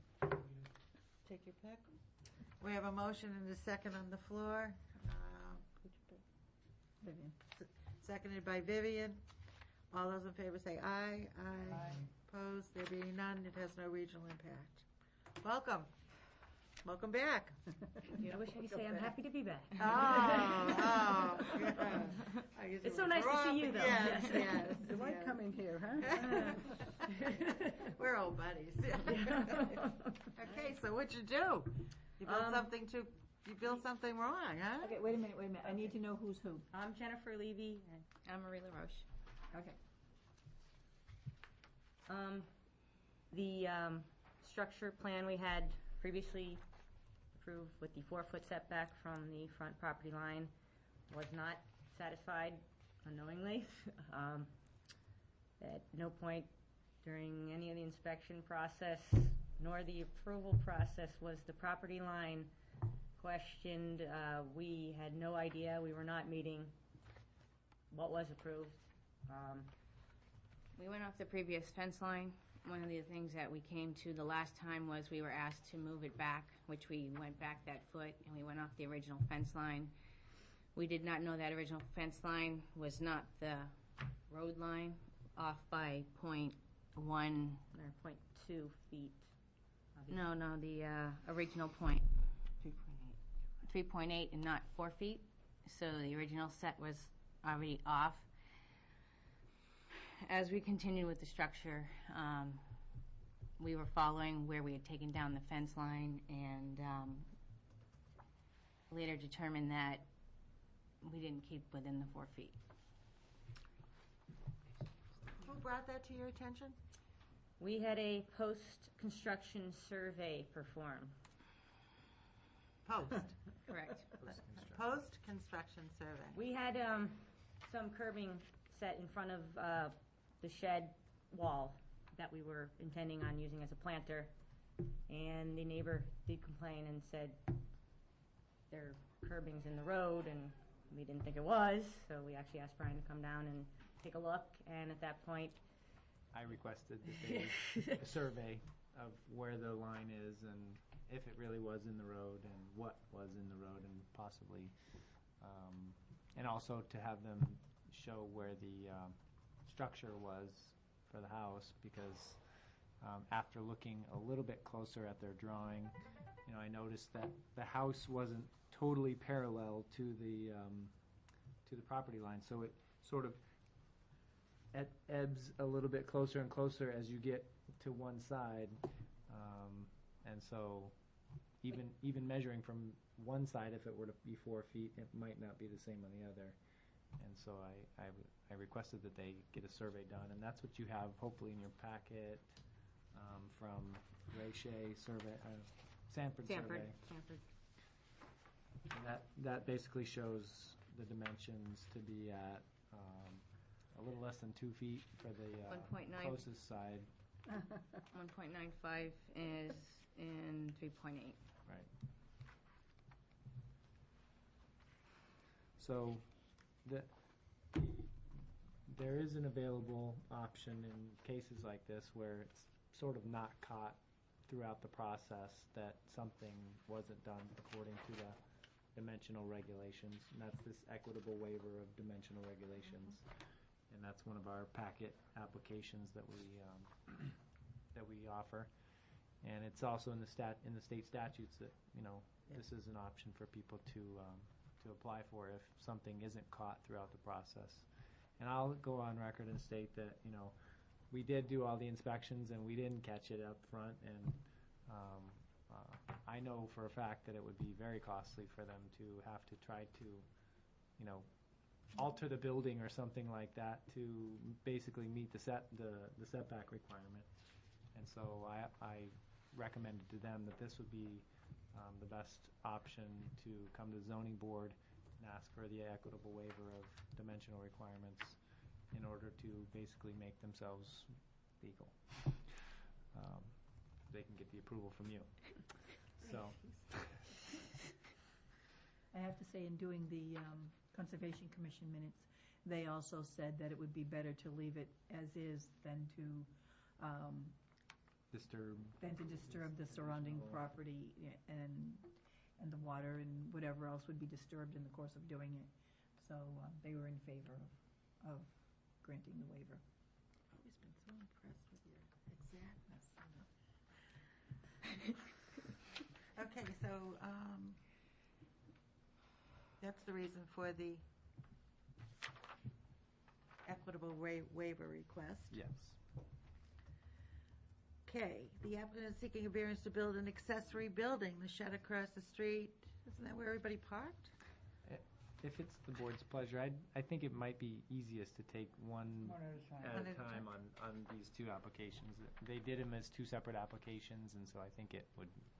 We'll vote on each one separately. Yes. I think we'll do our discussions, and then we will go on each one of the variances and equitable waiver and vote on it at that time. And I think we're saying the same thing, basically. Okay. Does anyone have any further discussion on the equitable waiver variance at this time? No? Okay.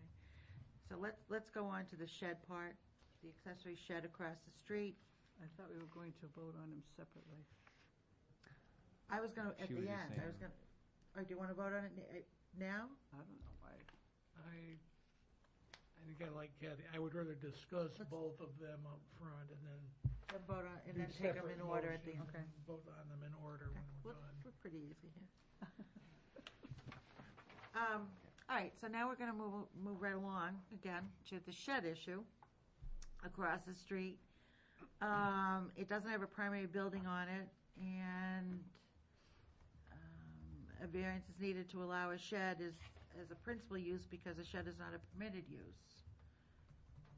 It is also located 20 feet from the front property line, whereas the setback is 25 feet. Are you sure it's 20 feet? But that's my first question, is have you had that side? Has that side been, It's at least 20 feet. Yes. Well, no, it's 20 feet. It is, it's 20 feet. There's a stone wall, and that's like this, okay, the stone wall is 26 feet. The shed would be 20 feet to the road, and then it abuts our stone wall, and that's the reason why we can't, there's a retaining wall there that we can't go any further back. We do abide by the 15-foot side. And just if this clarifies it or not, we're not building it.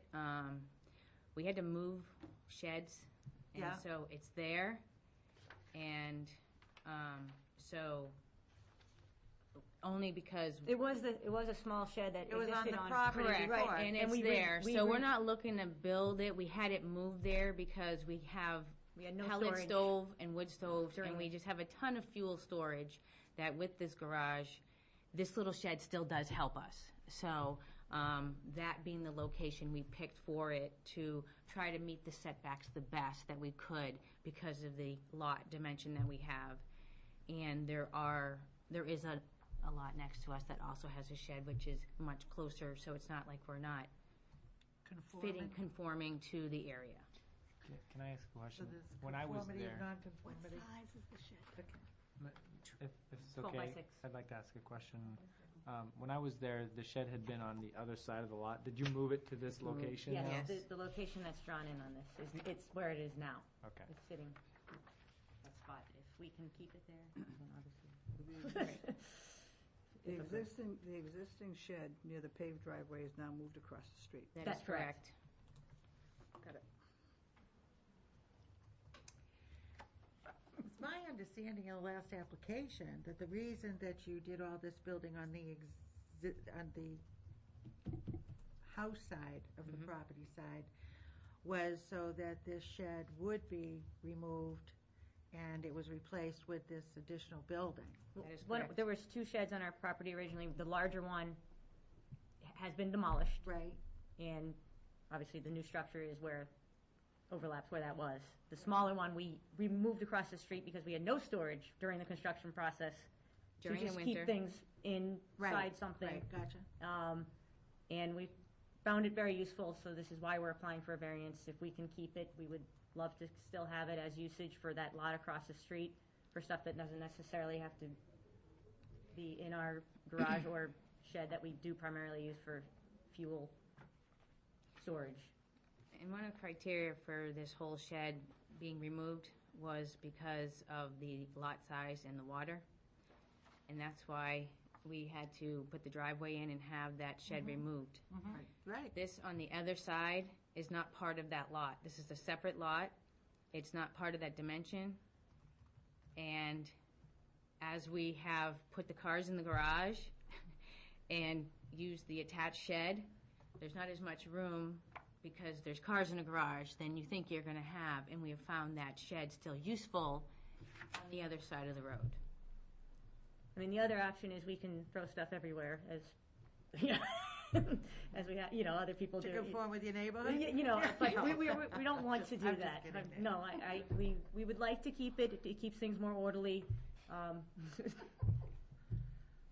Obviously, and it's a non-conforming lot, so this is why we even need the variance. If a shed this size typically doesn't even require a variance. just, Okay, so you, or permit, for that matter. Yes. you're within 5 feet of the setback. Yes, I believe, yeah, the front setback is 25 feet, and we cannot go any further back than 20 because of the retaining wall that's holding the hill up behind us. And the only other option would be to tear down this shed and build a shed that would be in conformity. There would be no conforming shed because the lot is That is the furthest point on that lot to the road is where we put the shed. What was the size of the shed? It's 12 by 6, which again, would not need a permit if the lot, It's because it's the category of our lot that we're here. Our lot doesn't call for a primary house, and because we Right. don't have a primary Right. house on it, Right. we have to get a variance to have any type of auxiliary Right. building. So Right, that- because it's not a principal use. Yes. You can't have a shed Yes. as a principal use. Right. But typically, we wouldn't have needed even a permit for this size shed, from what I understand.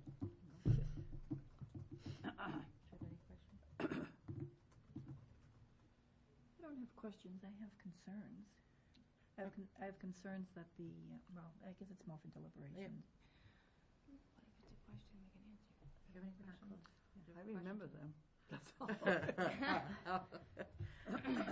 And again, we like to state that we have an abutting neighbor that has a non-buildable lot, just like us, that has a shed closer to the dimension that we are asking for. So in the conformity of the spirit of the neighborhood, we definitely are in the spirit of the neighborhood of what others have.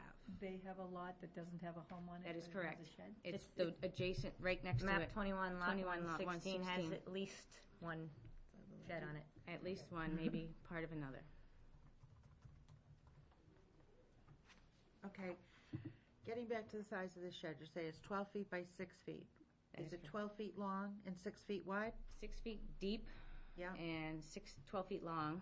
Yeah. So the 6 feet Off the deep retaining wall. is off the retaining wall towards the road, which then makes it 20 feet to the road.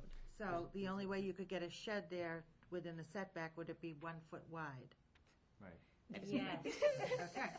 Okay, that's what I was getting at. Okay. I could put the chickens in there. They wouldn't fit.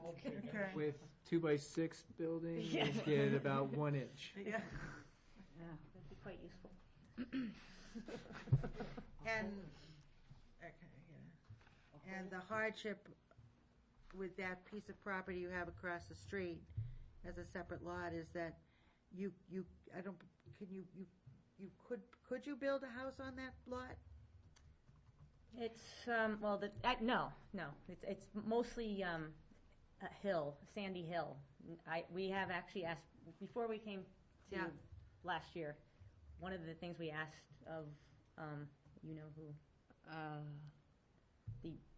That's all right. never, okay, we asked a town official about possibly I don't putting think he's the here garage anymore. on that side of this street, and he said that he would strongly recommend not doing that because of the integrity of the hill.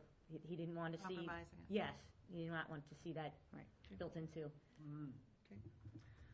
So a lot of since the floods, a lot of the hill has been collapsing with people doing certain things, and so they just said They saw enough. they saw enough. So they did not want. They considered that a non-buildable lot, that entire section of our property across the street. Are you still with?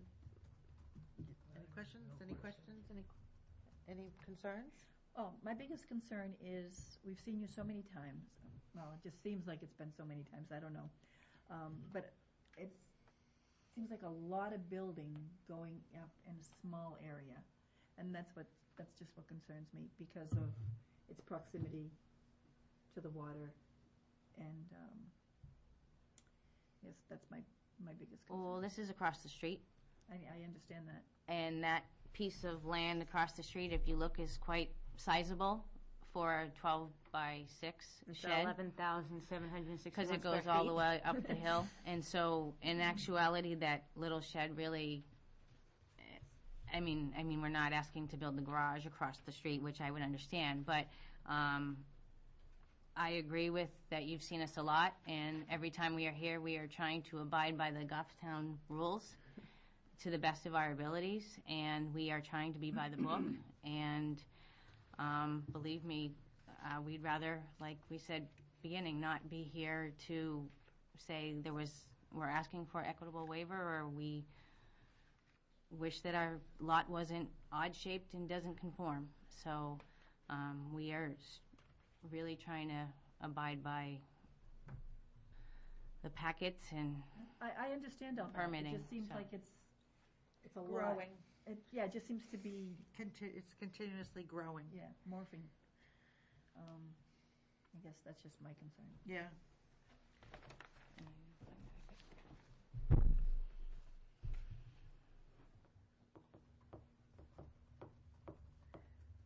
Okay, so that was the second issue. Then the third issue,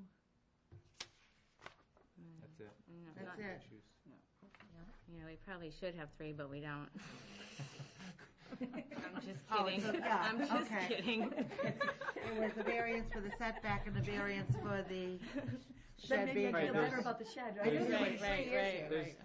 There's Right, three issues. There's 3 things, 2 variances for the shed Yeah. and 1 equitable waiver for the other building.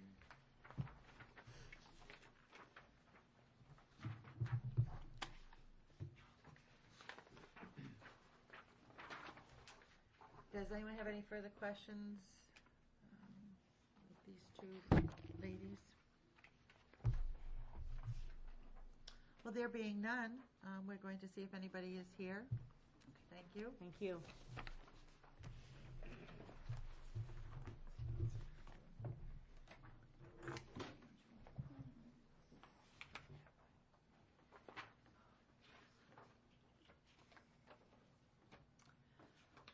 Okay, is there any abutter, neighbor, anybody here that would like to comment on this? There being none, we will close the public hearing and enter into deliberations. I'd say going by what Brian Rose, the information he brought forth to us. And excuse me, can I just say, let's talk, we'll take each one, deliberate on Right, each one first. But I'm just saying. Yeah. Why I'm making a motion to approve. Yeah. The equitable waiver of dimensional requirement Oh, okay. is because of Brian Rose's input stating, that it was it had a post-survey because there was questions on the proximity of the front yard. So I make a motion to approve. That I'll second. I'm just going to make one comment that I find it hard, honestly hard to believe, but I understand that it does happen because I think these two applicants dot their i's and cross their t's on everything that they do. And it was kind of overwhelming to me to see that they hadn't had actually a real property line. Yeah. They did a post property line after the neighbor said something before they did it, and I was just surprised that they had missed that. Yeah. That crossing of the T on that one. Guess But they took the real good advice. we have a motion on the floor to approve the equitable waiver. It's been seconded. All those in favor say aye. Aye. The motion carries 4-0-0. You do not have to remove anything that you built. You were sweating boats for a while? You're lucky we're in good mood tonight. No. Okay, the second, we'll talk about the shed, the variance to allow the accessory building, the shed on the lot as a primary building, or as a building where a primary building as a home is not there. Okay. I'll make a motion to approve and the shed across the street on the property with the, was it Yeah. 20 feet? Yeah, we'll have to we'll group them together, these two together. Okay. And I say a wise move, because the less buildings they have on that piece of property, the better it is, because they're covering quite a bit of that property, and they should be covering more than 25% of it. So that little shed that's being moved, they've saved themselves a 12-foot by 6-foot shed. Just for the record, that shed was to be removed as part of the other project, and so whether or not They have to go anyway. it had to go anyway. Right. Well, that's okay. Because yeah. they exceed, I think they were exceeding the amount of square footage of impervious surface. That was part of the reason that they had been required to, or asked to, make their driveway into a pervious Right. driveway and that kind of That was thing. last year, yeah. Okay. Yeah. I'm sure that we would never allow another shed on that piece of property. Or a waiver. For sure. Lynn, do you have anything you want to say about this? Okay, so do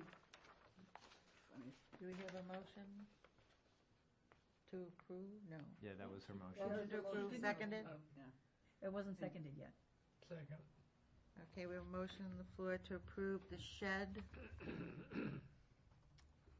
on this parcel that does not have a home. We'll approve the shed as an accessory building, and that it can be located in the present location, which only has 20 feet from the front property line, whereas 25 is required. In my paper here, and I don't know if this is my package, I don't know if you guys have the rest of it or not. In the request for the variance, I've only got the one page that gives the criteria 1, 2, and 3. I don't have the remaining criteria. It should be actually further back in your packet. You keep going. Keep going, keep going. Oh, No, that's dimensional requirements. It says here the dimensional requirements. Yeah, the table of dimensional requirements. Yeah, Okay. for meeting the variance request, it seems to be missing a page. That's the equitable waiver. Right. What's the first one? First one is the table of principal uses. Yeah. Okay, so, And 4.3 table of dimensional regulation. So it's the first one that you follow for this variance. Oh, but it's First missing the variance. second page, you're That's what I saying. said. Okay, I see that. Let me pull out the file here. You might not have gotten a copy of that. so do you want to go through the I'd like to criteria? I want to go through the criteria. The first, granting the variance would not be contrary to the public interest because, as they state, it will not physically or visually obstruct the safe flow of traffic on the road, nor encroach into or affect the use of the abutting properties.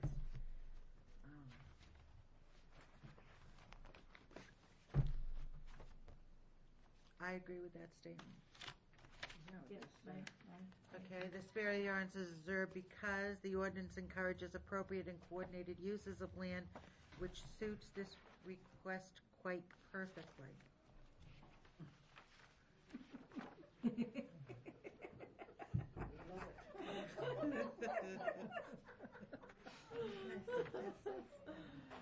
This is, the encourages appropriate coordinated uses. I'm going to have her fill out my Oh, I agree with that statement too. I'm gonna use her to fill out mine. That's why I was surprised on the line. Who took creative writing in school? The thinking. Granting the variance would do substantial justice because it does provide us as homeowners of the lot across the road with additional storage options for items, as opposed to cluttering up the area. I think granting the variance would do substantial justice because, well, I guess that would be more into hardship. They really can't do much more with that property. That's right. Okay, number 4, Maybe they can answer it? Number 4, do you have a copy of yours? Oh, I'm would you trying mind to if we find borrowed your mine, but copy? I'm not finding it yet. Yeah, that's fine. I'm going to pass it to you, Kathy.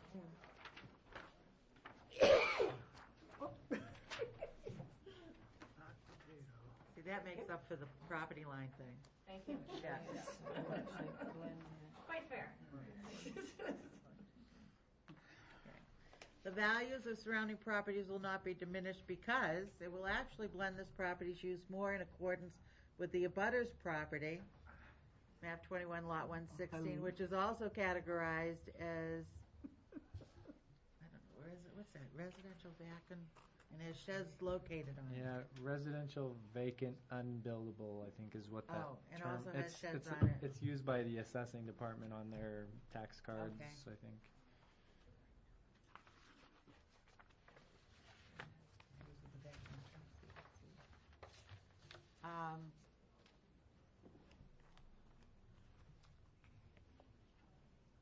I would agree with that statement.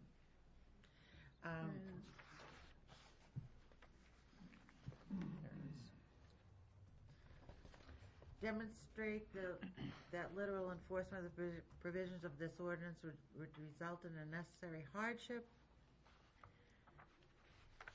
No fair and substantial relationship exists between the general public purposes of the ordinance provision and the specific application of that provision to the property because typically a small shed of this size, 72 feet squared, I guess, would not even require a permit. However, since the ordinance does not provide standards or specifications for this type of lot use, the request for a variance was deemed necessary by the zoning administrator.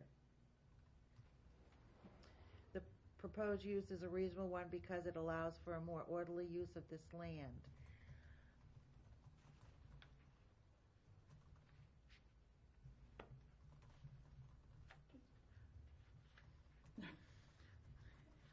I state that that piece of property is a hardship. Yeah.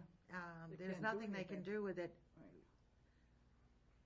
unless, they've been asked by the town not to dig into that property because of the problems they have with the rain and, The hill. the hill. Yeah.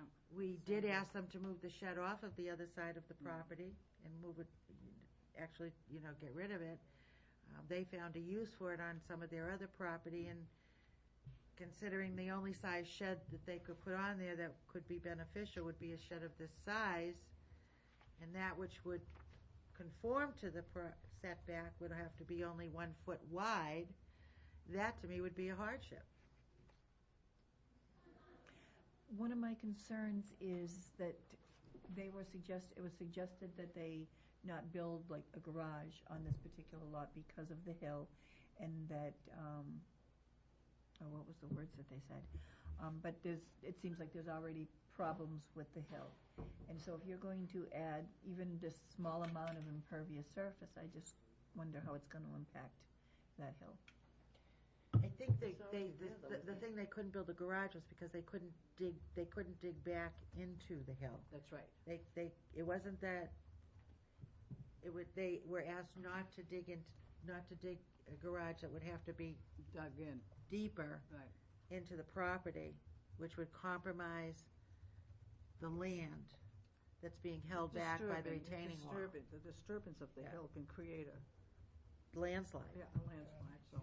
I'm presuming maybe we can address this question to Brian. If you've been Yeah. there. Is the shed something that's set on any kind of a footing, or is it just basically I like a believe 2x4 it's just on foundation? some concrete blocks.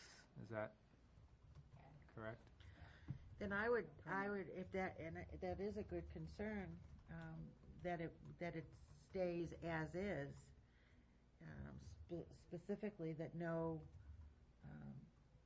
Digging or no, foundation boring? like tarring or concrete foundation is put underneath it, so that it continues to have this drainage, almost like 99% same drainage as was existing before then. 4 cinder blocks or 6 cinder blocks isn't going to make that much of an adverse effect on that concern that Gail has. And I think that's a good point. So are you satisfied with that it's on cinder blocks and not, Oh, yeah, that was, that's better. okay. Now, we've gone through all the criteria. Make sure she gets her Do application. you need back. this anymore? No, I'm fine. Brian, could you make sure that they get that back? We'd love to keep it, but. I have mine now. I found Okay, it. okay. So, that being said, we have a motion on the floor. We do? Do we? No? No, we don't. I'll move that Yes, we do. We No, we do? do. we have, Vivian made a motion to Yeah. approve as requested. We made the motion for the, And you seconded. yeah, for the shed. So we have a motion. It was seconded. I went through the criteria. Okay, anything else that we need? could I offer a slight revision amendment to that if it's a friend? And one that we grant this with the provision that no impervious surface be added anywhere on that lot on that side of the road. Yes. Would you allow the Agree. amendment to go That. for? Yeah. Yep.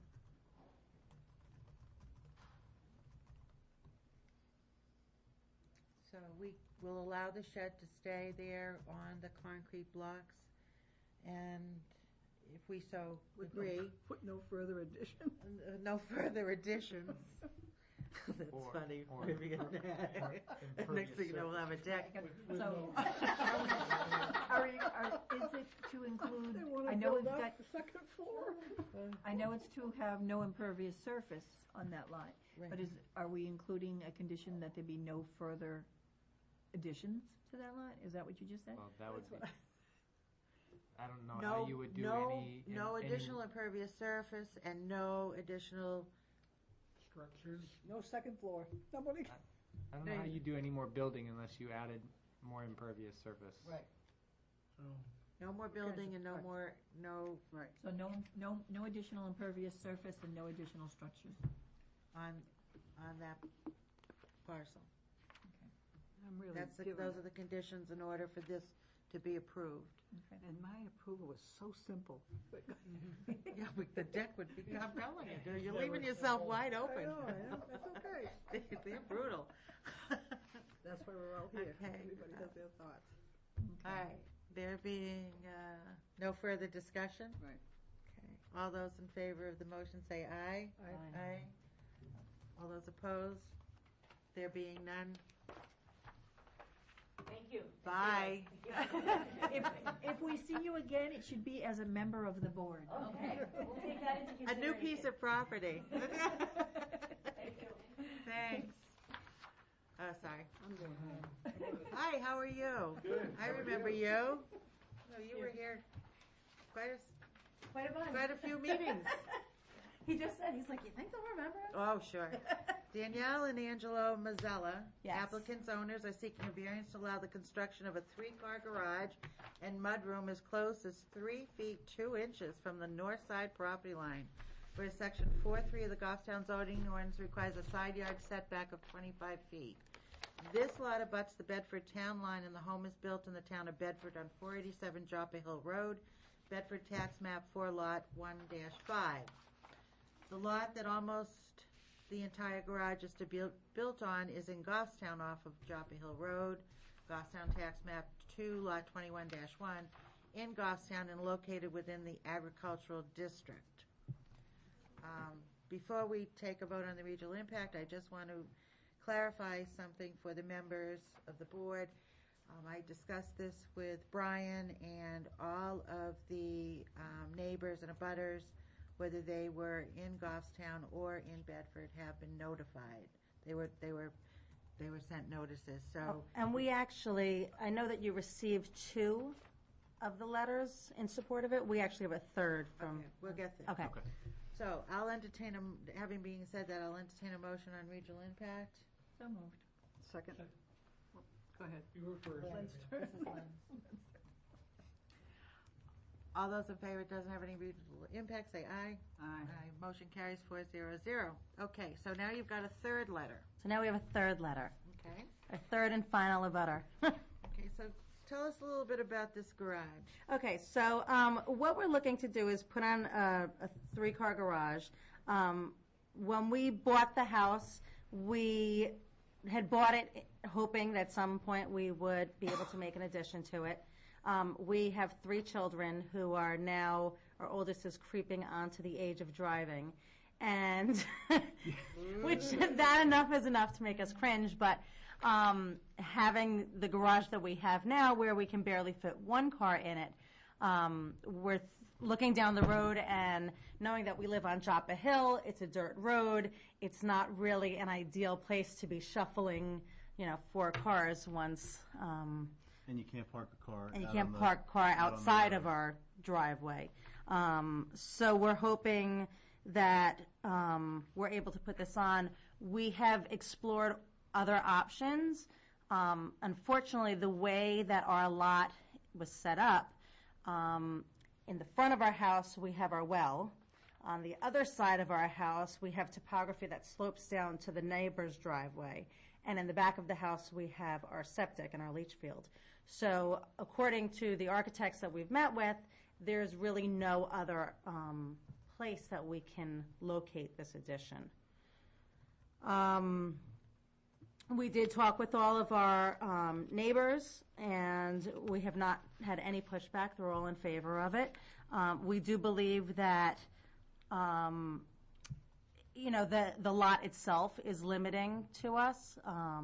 The way that it's set up, the end of our house, if you have Right at the setback, yes. If you have a picture, we're right at the setback, so it's not as if we could, just make the garage a little bit smaller. We're there already. So that's pretty much where we're at. We're hoping that, we believe that it will enhance the neighborhood. It does pretty much conform to, it does pretty much conform to the other houses that we're surrounded by, that they're 2 and 3 garage homes.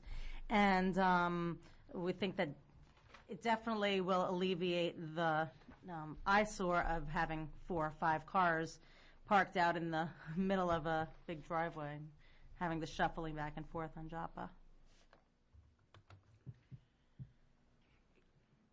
So you own a piece of property that has a town line going right through it? We do. We actually pay Bedford and Goffstown taxes. Taxpayers in Goffstown as well as in Bedford. Where do you vote? Bedford. Okay. It happens a lot, actually. Really? Yep. Along the Manchester line, it happens everywhere. Oh, it's so fact that. Well, no, that's a different thing. Okay. Huh. The Canadian line. Behind, I'm looking at this diagram. Mm-hmm. What's back here? So That's another lot. That's another lot. you're looking behind the garage? Yes.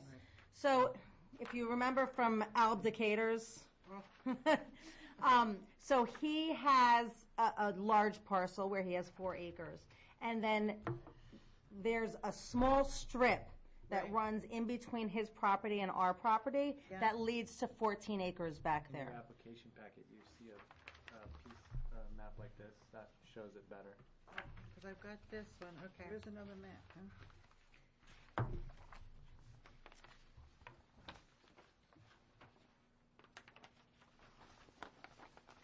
Tax map. The budding That's conservancy. if I remember the applicator case, that's owned by a real estate firm or something like that. Abdulkader's on map 2, lot 20. He's 2 over from us. And then the one between him and them is 221. 2-21, yes. Right. And that's kind of an L-shaped piece, flag-shaped, whatever Yeah, you want to call flag it. shape. And so, if you look at their piece of property, which that's the last letter that we're submitting, Oh, is it? their piece of property, if they were to do any building, it would be in that back area in the 14 acres, not that little passageway through. She was at the meeting. 221? Yeah, Yeah, she was at the meeting. yeah. Is it considered a road or is it considered a driveway or? There's nothing there right now, it's just field. From what we've been told by people that own that property, there's a bunch of wetlands, so they can't really subdivide it and build in there. Okay. Unless they built on the farther side away from us. So if you're looking at the flag, This area is the wetland area. So they wouldn't be putting, there would be nothing going next to us anyway. It's still pretty much going to remain. So that parcel that we're talking of, is one of these letters from that Yes. property Yes. owner? And who is that? That is the last one. Tebow's. The That's the Tebow. last Brian one. Tebow. Brian Tebow. Yes. Okay.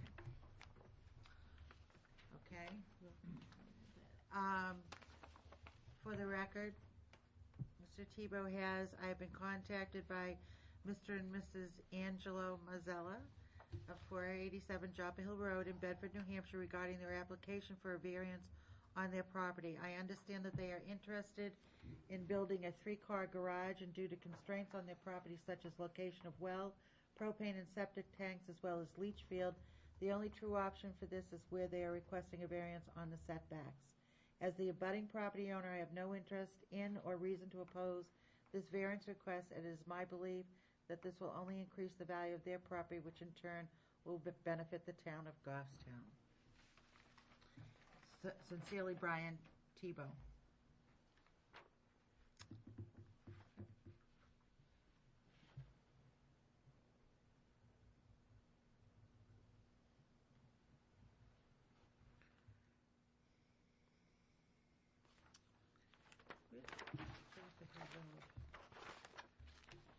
Is there an existing garage on the property that you'd be demolishing, or? We would be turning that into a family room. Where the location of the existing garage, if you're looking at the site plan, so you'll see the house, the garage that we're requesting to put up is over here. This corner is where the existing garage is. By the proposed screen porch area? Pretty much that, The 22 by 23 foot area, that's the garage, right? Right, correct. On the house, on the existing house drawing.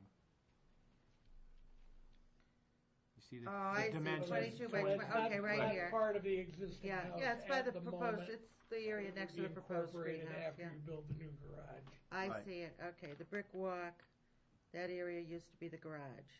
No, no. Not the brick walk, but the Where part, it says brick walk. Right next to where it right, says- right Right, where where it says brick walk, yes, that would be that is where the garage is now, part, yeah, underneath the house. okay. So where the words brick walk are, in back of that is the garage. Right, It's this little part of the L that Like the that L, our right. house makes, yeah.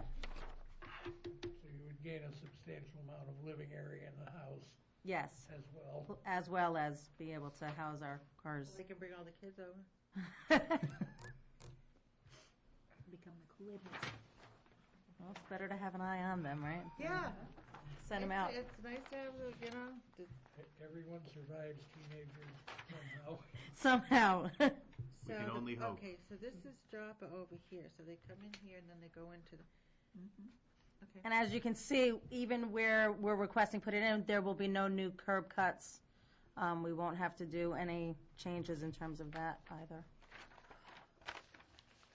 Will this require adding impervious surface for an apron approach to the front of the new garage?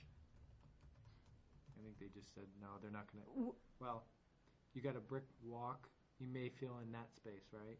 With additional concrete? We're actually going to be taking. No, we're because actually we're going to be blacktop taking of out there that, where it says and brick making a walk, planting bed. that, if you picture that little square, that's actually right now driveway. And so I like to garden, and so that will be my little garden area that kind of gives you the curvage, just decorates that brick The walk entrance, area. Makes it, Yeah. makes it form, like a formal Like a- entrance. right. Yeah. Okay. Actually, it sounds quite pretty. Thank you. Please say yes, please. Okay, just so you know, for the record, we also have James Timbus and Kimberly Timbus. They find no reason to contest this request for a variance. They're abutters? They are abutters. They abut on the back ends of our property. Okay, and then William and Allison O'Sullivan, 485 Joppa Hill Road. Their property is beautifully maintained and well kept. They expressed their support the Mazzella's request for a variance. They believe that their proposed expansion project will enhance their use and enjoyment of their property and will in no way hinder our use and enjoyment of our own property. Anyone who would like to contact them, they said feel free, and their phone number is on this letter. So there's Wow. 2 more. Yeah. Does anyone have any further questions of the Mazzellas? There being none, we're going to see if anybody else would like to speak on your behalf or Thank you. against it. And also, we'll take any leftover chicken poop for our gardens. The Meekses? Yes. Brian will be glad to let them know when he sees them. Excellent. In fact, I'll truck it to you. Sounds good. Whoa. Do you have a permit for that trucking? That considered Might have to have a solid permit waste? for the container, right? This could be considered solid waste. You might be in trouble. Okay, is there anybody here who is interested in speaking for or against this? Okay, there being none, is there any other questions that anyone has of the Mazzellas? There being none, I'm going to close the public hearing and we will deliberate.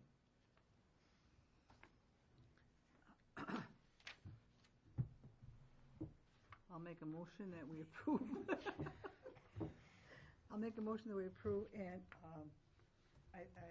one of the main reasons that this little abutting piece of property, in order for them to build on this little piece of property that's behind them, they need a 300-foot frontage, which they'd have to go for a variance and whatever. So I don't think anybody would want to build in back of this. They'd want this for a road to go into the back part of it. And so, seeing that, that's my main reason for approving it at 3-point-something feet, whatever it is. 3.2 inches, 3 feet 2 inches. Just don't be off. You know what happened with the last people. It'll be wavering again. Post-construction. I will second Vivian's motion. I just want to add the comment that their lot is uniquely configured, and there really is no other place that they can put a garage because the leach field and the septic tank are on the one side and all of that. There's no other place that So they there can would go. be a hardship. And the wells there, yeah. So there is a hardship there. Bet you're glad to hear that one, huh? Yes, we are. Granting the variance would not be contrary to the public interest because the use of the property will be maintained as it currently exists. There'll be no need for additional curb cuts on Joppa Hill Road. The spirit of the ordinance is observed because the spirit is observed as the abutter on the north side will not build, only gain access to their property where the proposed structure will sit, thus maintaining the buffer between the structures. And I believe that was in Vivian's statement also. Granted, the variance will do substantial justice because the current homeowner will be able to stay in their current home without altering the curb cut, well, or interior floor plan for this addition. Do substantial justice too because, like you said, there's no other thing that they can do. The value of the surrounding properties will not be diminished because the character of the neighborhood will be maintained while adjacent buffers will be maintained.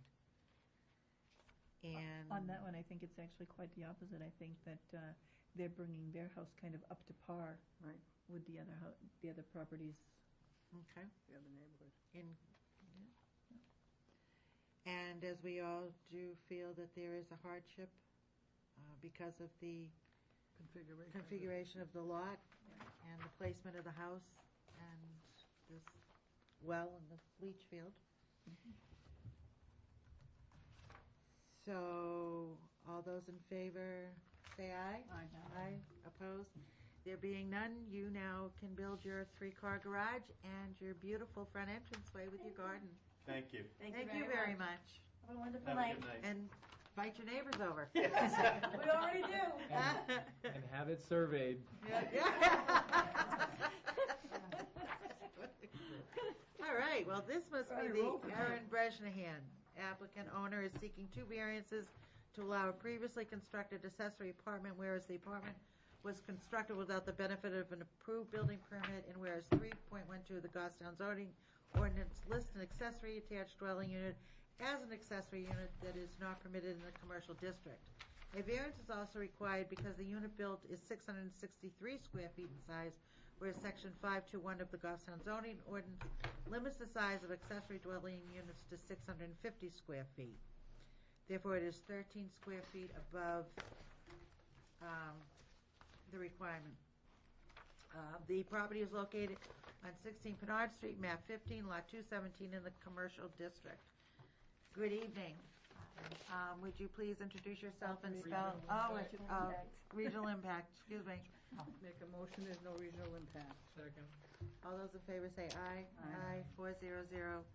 Okay, if you could state your names and spell for us, I'd appreciate it. Good evening. My name is James Lombardi. I am counsel for Erin Bresnahan, who is here with me. Okay. We have the spelling. Okay, yes. I was the one that signed the letter that was submitted with the application.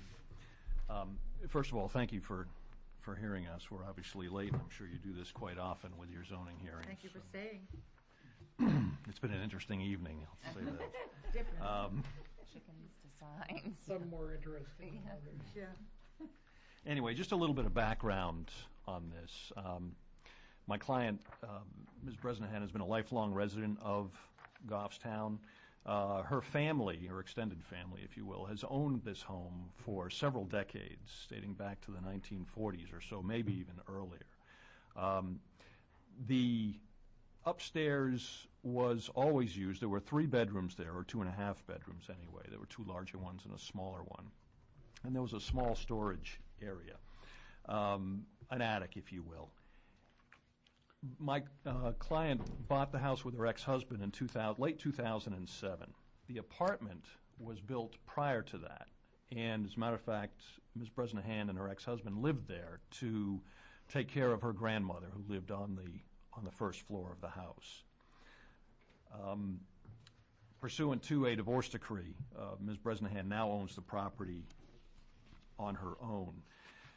A little bit about what happened upstairs in renovating it, if you will. The only change that appears from the outside of the house, and by the way, I do have some photographs that were taken by Ms. Bresnahan, and I would like to submit those if I could.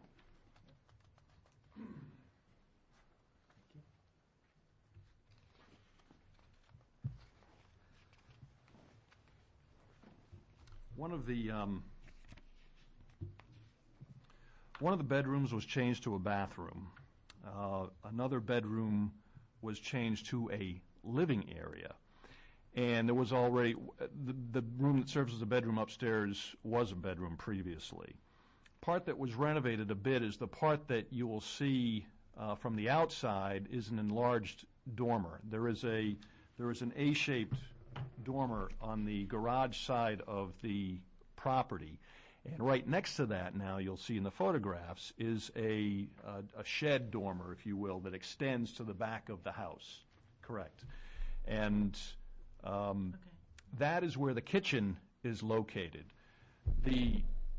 There was no expansion of the floor area in the house whatsoever, but there was an expansion into the storage area a bit to create that kitchen for the accessory unit. The only thing that was added was the deck, which appears on the plans, and I mislabeled it as being 4x6. It's actually a 6x8 foot deck, and there's a stairway that goes down to the back. What was the size of the deck again? A 6x8, and that's how the upstairs resident accesses the driveway and the back of the house. And by the way, that is the only, there is access from the upstairs apartment downstairs, but there is no separate entrance to the front of the property. As you can see from the photographs, the construction of the house is uniform. There was nothing that was changed. It's all white vinyl siding on the outside and fits uniformly in with the rest of the exterior of the residence. That dormer, by the way, is about, it looks like the measurement is about 20 feet. And again, that's the only change in the exterior appearance beside the deck and the stairwell that leads to the backyard. My client, Ms. Bresnahan, became aware of this permit issue when she recently tried to refinance the property. And the lender told her that the collateral wouldn't suffice because there was an improvement that was not permitted. And so that's how, and she contacted me, and I in turn contacted Mr. Rose, and he's been very helpful to us in connection with this application. One of the things I'd like to point out with this, and I know you're going to go over the standards that need to be met in connection with these variance applications, but I do want to point out especially that the supplemental standards that apply to an accessory dwelling unit under Section 5.2 of the ordinance are all met with the exception of one, which limits the area of the gross floor area of an accessory dwelling unit to 650 square feet. Everything else is met. I mentioned before that the unit itself, of course, is constructed within what used to be a single-family residence. There is at least one interior connecting door down to the first floor. It is city water and sewer, so there is no septic system design that needed to be approved by DES. There is an exterior entrance that now connects to the upstairs. That used to be a window, and that was changed to a door. There is at least one parking space downstairs, and you can see from the photographs where the folks park. There is a garage in the back. Because of the condition of the garage, nobody uses it with the exception of the storage of lawnmowers and things like that. But there's plenty of room for that person to park. It does meet the minimum lot size requirement. The lot size is about 5,300 square feet, whereas the minimum lot size is 5,000 square feet. None of the setbacks have been impinged upon, with the exception of the back, and actually that has not been impinged upon. There's a 25-foot distance between the back of the stairwell to the property line. And I apologize, by the way, there are some clarifications I want to make on the plans that you have, and that's one of them. As I mentioned before, the deck is not 4x6 as the plan indicates. It's 6x8. The rear yard setback from the house is approximately 40 feet, and the front yard is approximately 20 feet. All of the other dimensions are included in the plans that you see. And the other clarification I wanted to make was that on page 10 of the application, which Ms. Bresnahan signed, she did not indicate whether or not this property is in a flood hazard zone, and it is not in a flood hazard zone. And finally, I'd just like to mention that included with the application was a letter from Terry Perazzi, who is the tenant upstairs, and she has a self-serving purpose for submitting that letter in support of this application. However, if you read the letter, I think you'll find that her comments are relevant and they're important for this. I do have one other letter that was given to me recently, signed by Mark and Joanne Allard from 12 Pinard Street. They do support it. I will submit this as part of the application. I had prepared a sample letter for Ms. Bresnahan to circulate and instructed folks that if they wanted to include this language or something else that they could.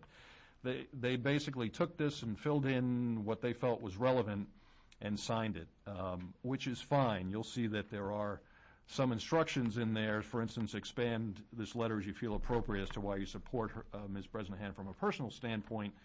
So they didn't take a lot of time to create their own letter, but they did sign it, and I would like to submit that as part of the application.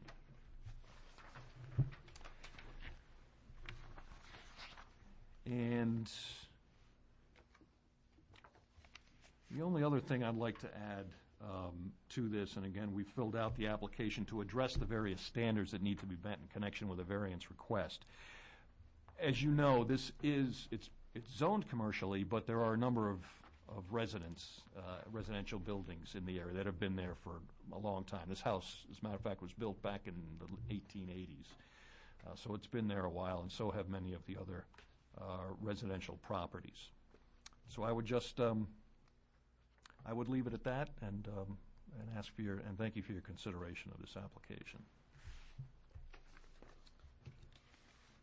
Thank you, Attorney Lombardi. I have a question. Yep. When was the deck and the stairs built? Early 2000s.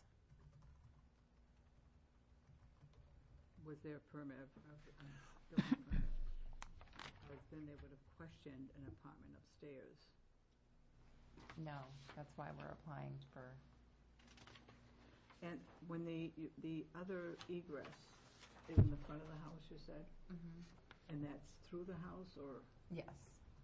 It's not a separate, it's just the front door, and you have to Right, walk in, and then there's a stairway, Okay. Yeah. which there was initially with the house to get upstairs to the bedrooms, and that's still there. I got it. Were there any issues with the setbacks on those stairways that were built? On the outside stairways? No, not to my knowledge. Again, the distance between the back of the rear property line and that stairway is 25 feet, which is what the minimum is in that district. So you've had that apartment for at least 5 years? I didn't own the house. No, you lived upstairs to take care of your... I did, but I mean, they took care of building the apartment. I don't know. Right. Yeah. Yeah. Yeah, go ahead. If we can clarify, when was the second dwelling unit added to? Right. Do you have a rough idea of what years that was put in? 5 years. Without permit, and, Before. if so, well, basically, when was it added? Because it seems at Dormer, there's a lot of work that would have had to been done to the property without a permit. I'm surprised that it wouldn't have been noticed at that point. I think it was 2002. 2002. You'll have a chance. I'm still going to ask the question, because in the presentation I heard that you lived upstairs in the apartment. Correct. That before you lived there, that apartment existed. Correct. And what year did you first start living there? 2002 or 3, I think. And had you ever been in that house before then? Yeah. Okay. Yeah. And when was the first time you ever was in that house? Not living upstairs, not just in the house. When was the first time you? Oh, I grew up there. Okay. Yeah. All right. So I'm trying to get to a specific year. Oh, okay. Okay. When did our ordinances go into effect? Zoning ordinance? Yeah. 1969 or something like that. 69, yeah, really, yeah. And how old is this house? It says on the card 1880 it was built.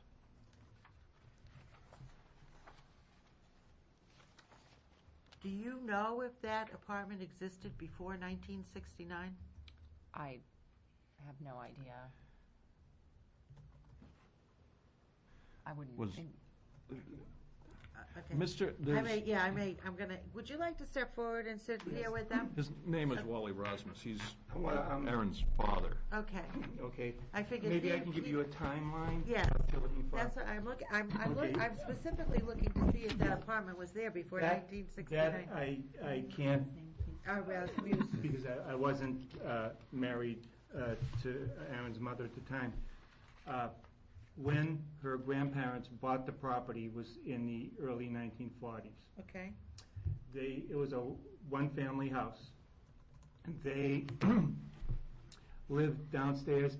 His mother, her great-grandmother, Yeah. okay, who came over from Syria, lived upstairs. Yeah. Okay, in the bedroom, they had a little kitchen, whatever. And when was that? 45, 46, 47, 48, somewhere in that time period. So there was Okay. an apartment up there, like you think, for the I'm for the pretty sure there was, great-grandmother, because for the that's where 40, all right, and she 45, was a 40 great cook, from what Okay. Mom says, okay. Oh, good, we're going Yeah, there, oh, I'll too. tell you, Wow, great- we got chicken great from Lebanese Indiana, we food, got great- crossbows, great and now Syrian what? food. Okay, Anyway, yeah, from that point, when she passed away, yeah. okay, that upstairs, my wife moved to the bedroom upstairs when she was a teenager and got older, okay. After that, when she moved out, when she got married to her first husband, it sat idle. Okay, as her grandparents got older, late 70s, early 80s, okay, they turned the house over to my wife. They sold it Mm-hmm. to my wife, okay? But they took care of all the finances of the house and all that, okay? So, as time progressed, Aaron got married or whatever, her grandmother started getting in ill health, Yeah. okay? So didn't her grandfather. So they came to us and said, we want to do over the apartment upstairs. They want to do it over. Right. Right, because it was, it Oh, was. right, I'm sure you had it sat idle. It's been there since 45, right? Yeah. As far as I know. Yeah. So I said, Jimmy, if you want to, go ahead. Yeah. He did, and I says, you need any help? He says, no, I'll take care of everything. Okay, then Can he you clarify something? Was there cooking facilities up there all that time, or was there a kitchen and everything Yes. up there? Because Since what time was there a kitchen up there? I'd say 40s, 50s. I wasn't around then, but that's with her grandmother, great grandmother living upstairs. Okay, and I know that she did some cooking downstairs and whatever, because she was a great cook too. So I can't say yes or no. Right, so he redid the apartment. In the meantime, because Aaron was getting married, because of their ill health, they were going to dialysis and all that stuff. I took care of them. I Right. moved in to take care of her. To the second floor. Okay, Family. she didn't have to pay any rent. She says, no, you guys just live up here, okay, and take care of us. They didn't want to go to a nursing home. Yeah, well, that's the Okay. way it is today. And they didn't want to lose the house to a nursing home and all that, okay? Or us lose the house because my wife owned the house. So after they passed away, okay, Aaron and her husband, they moved downstairs, took over, the whole house, all right? And then asked if they could buy the house from us. Okay, and so we sold the house to them, and Now, they kept, now it goes, I'm divorced Yeah. now, and I have to get it refinanced. Yeah. I She doesn't want to can't lose the house. She can't get it refinanced because I'm in what the happened, situation that happened. It has to be listed as a duplex, as a It- house. it- Right. With all the proper. As an accessory unit. all the You know, proper- so she's stuck Permits. between a rock and a hard place. Well, she came to the right place. Well, and I hate to see her go through this, because she has a single income. She has to get the house refinanced.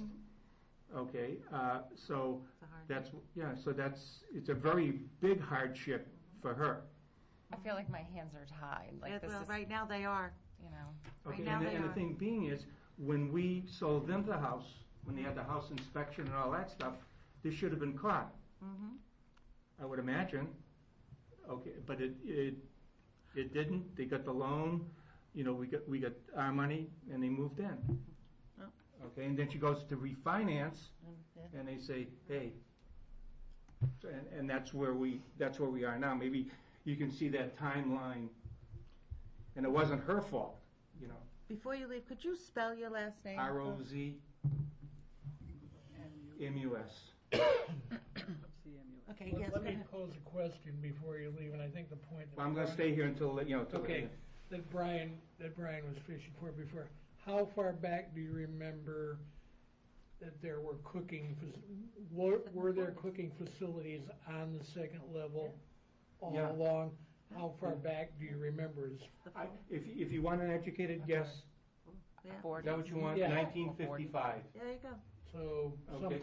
somewhere, as long as you've been familiar with the house, Exactly. there had been cooking facilities on that level, which is one of the criteria for a dwelling Exact- unit. You have to have exactly. cooking facilities. You know, And because it had been considered a separate dwelling unit back then as well? I mean. I have no idea. Or at least treated as a Yeah, separate yeah. apartment. or a They separate obviously living divided space. this house into two separate dwelling areas, one for the great-grandmother and one for them.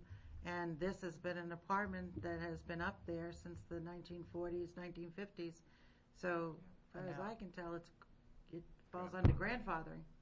When were the stairs on the outside added? In,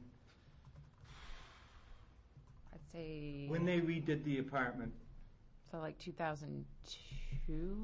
I would say, yeah, Aaron, yeah. What had the access been before that? Just She through used to the come out internal? downstairs and out through the front door, or downstairs through the house and out the back door. Because it was a grandmother, it was part of the family. Right. You know. No separate egress before that. I lived in a house in New York that was very similar to what you're talking of, and you went Yeah. into the front, there was a front entranceway, and you opened up one door and it went to the house underneath, and you went to the downstairs, Yeah, and the other and one then the went- other one right yeah. upstairs to the other rooms or the hallway perhaps. Yeah. But, I mean, it's the old country-style farmhouse, basically. Oh, where you were? Or mine? Well, it's very similar. Yeah. I can understand your stairway into the house and going up from the front door. I think we got a grandfathered issue here, and I think It's in a commercial district, number one. Residents in a commercial district. Okay, residential in a commercial district, if it's always been the way you're saying it is, Hasn't been the commercial district forever, I'm sure. I don't know how long it's been, but it obviously existed before we even had zoning, so. when they changed the zoning and the It's a grandfathered use in that district because it existed prior to the zoning being there. what I would like to do, though, is I think, I'm going to suggest that we do go forward with voting on a variance just to Cover whether. just to cover, because if she needs to go to get financing and she needs to prove it, you know, for them to say, well, I did, you know, I went and they said it was grandfathered, you know, you can have people question that, even that statement of hers. So if she had our stamp of approval on it in accordance with our present zoning ordinances, I don't think it would cause any concern for any future. It won't take away the grandfathering of it. It would just I substantiate don't that. think there's a grandfathering in a commercial district, is there? But I think Grandfather at the point, anything in any district. I mean, it's not by district that you can grandfather something. Is that what you're asking? yes, but the thing, see, it doesn't make any difference right now, I'm just saying, I'm thinking out loud, if you grandfather something in a commercial district, it's in a commercial use, but you grandfather something and it's a residential, does it fit the criteria? Can I jump in for just a second? I think my understanding is that if you grandfather a use, it doesn't matter what the zone is, where it's located. So if there is a residential use in an agricultural area, it's still a residential use, and as long as it came into vogue or came into existence before the ordinance itself was adopted, then it continues to be a valid use. And to address what the chair's concerns were, I'm not sure that it really matters whether you grant the variances or just determine that it's valid as a grandfathered use, as long as there's some stamp of approval by the board that it is valid. That it is considered by the zoning board to be a legal. That's correct. A legal resident. And I don't know whether there would be something in the town's records about there being a permit, whether you would issue a permit after the fact or how that would go. But I don't know if that was what they were looking for specifically, but any kind of validation from the town, I think, would be appropriate and sufficient. It's always nice in determining grandfathering if you have some type of paperwork that shows something, but in this case, obviously, I mean, it was It done just goes so back far so back. far that, I think his timeline and recollection as to the family living in that house and the minutes would probably be And it's A witness is enough. a pretty to- validating document that this was a grandfathered use. And I hear what you're saying, because I do agree that you do need something that would substantiate it, and I think his presence and his presentation might do that for us. What do you think? I think it would be something that you could rely on as a source of information, especially being that he's stating it in a public meeting on record. You know, this is what he lived there, and If you happen to find anything that would substantiate the grandfathering even further, save it. Because if it ever comes up again, you may have to substantiate more than just a verbal presentation that you have a grandfathered piece of property. This property was residential at one time. Yeah, it must have been. This property was residential at one time, and the reason I believe it was turned into commercial use is because of the bowling alley. It's such a mixed bag neighborhood. It's a mixed bag Oh, right yeah, now. there's Copenhagen single is- homes. Yeah, And then across the street, I have apartments. Yeah. It's so strange. Well, I think it's before the zoning came in. Yeah, everything went. it's just diagonal from me, there's an apartment. It's crazy. And then right where the apartment, all the big apartment houses was the convent, you must remember that. Oh, yeah, now it's I terrible. know what it is now. Several cases grant the variance. Well, yeah, I think that's, all right, I'm all set. Something like that. Would it be possible to, I think the arguments for granting the variances are strong, and obviously I defer to the board on that as well. I leave it to you as to how to approach this, again, as long as there's a validation from the board that the current use,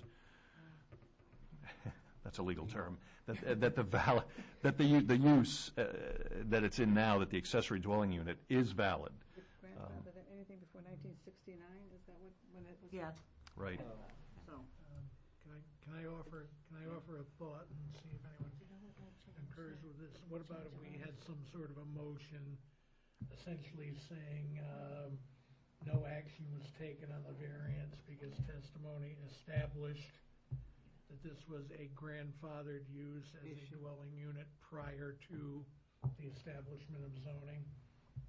Put something like that in the record, and that that's a good one. would presumably I suffice. say, in lieu of granting a variance,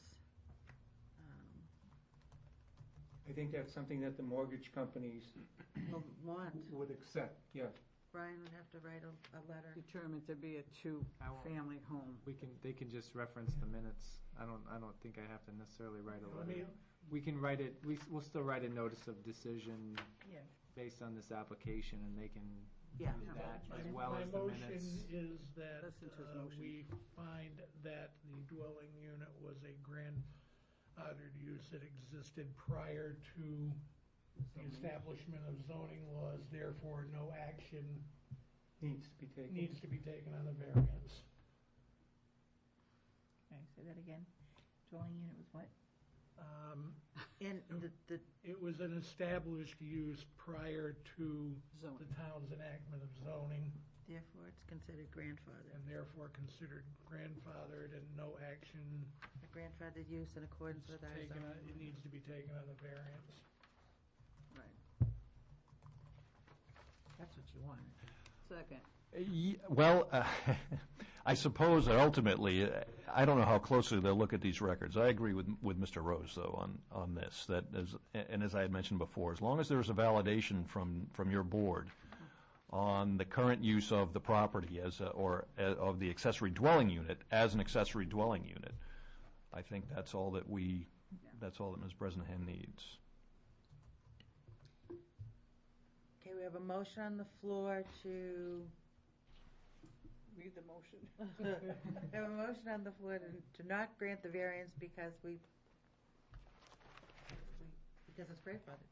Well, to find that it was an established use prior to the town's enactment of zoning, and is therefore considered grandfathered, so no action needs to be taken on the variance. I think that sounds good. Yeah. Is that okay? Two family. And that will Sounds be fine in to the me. notice of decision, which is that which Brian signs, which you should be able to take to the bank. Yes. You've done your due diligence in coming here, seeking that which they have asked for, and we have sat around the table and realized that this was here before. So let's do this. So the notice of decision should be fine for the bank or the lending firm. Institute, okay. Yeah, the lending institute. So motion being on the floor, seconded. Vivian. All those in favor say aye. Aye. Opposed, none. You're good. Thank you so much. Thank you very much. Yeah. I feel like this is the last bit of my whole divorce. Yeah. I had somebody who hung out there, somebody I knew hung out there for a chair. Oh. Yeah. God, you in a divorce, so, but. Thank you very much. Thank you Yeah, very much. well, thank you. Thank you for, good thing you came. Good luck with your. Oh, I wouldn't let my daughter come. Thank you. You're a lovely family Thanks. and a good attorney. It's not easy getting a refinance. Thanks again for your time. You see all the Like mess. 5 times. I would just say to you, of course, if you do have any problem with the Lending Institute, A, they can certainly call Brian Rose, and B, you can just come back for variance next month, just to, Okay. if you really feel that that's necessary to, Okay. I mean, we don't feel it's necessary, you shouldn't have They, problems, but if it becomes a hardship for you, because it's a continuing problem, I don't think it will be. I don't either. I don't think. All they're looking just for is putting it out municipal there. approval for this. Yeah, looking, so their money isn't, yeah. okay, thank you They again. need something for the HUD, they need something for HUD. Thank you so much. Thanks. Good night. Thank you. Where are you going? I'm just getting up. I'm ready to go. So, Anything else? Does the board want to act on Kathy Champagne's application? Was she gonna come in to talk to us or anything? I don't know, but I know she had submitted it last time expecting that the board could act without her coming in. She, I don't know if she had had the opportunity on that meeting to do it or not, would the but board like to have her come in before? it would give us another alternate that we can have a full board. Have a panel? I would frankly prefer that she comes in because I do have a couple of questions regarding how we would handle things if she were to be appointed as an alternate. Okay. So, I don't know that we. She's not gonna tell us what to do.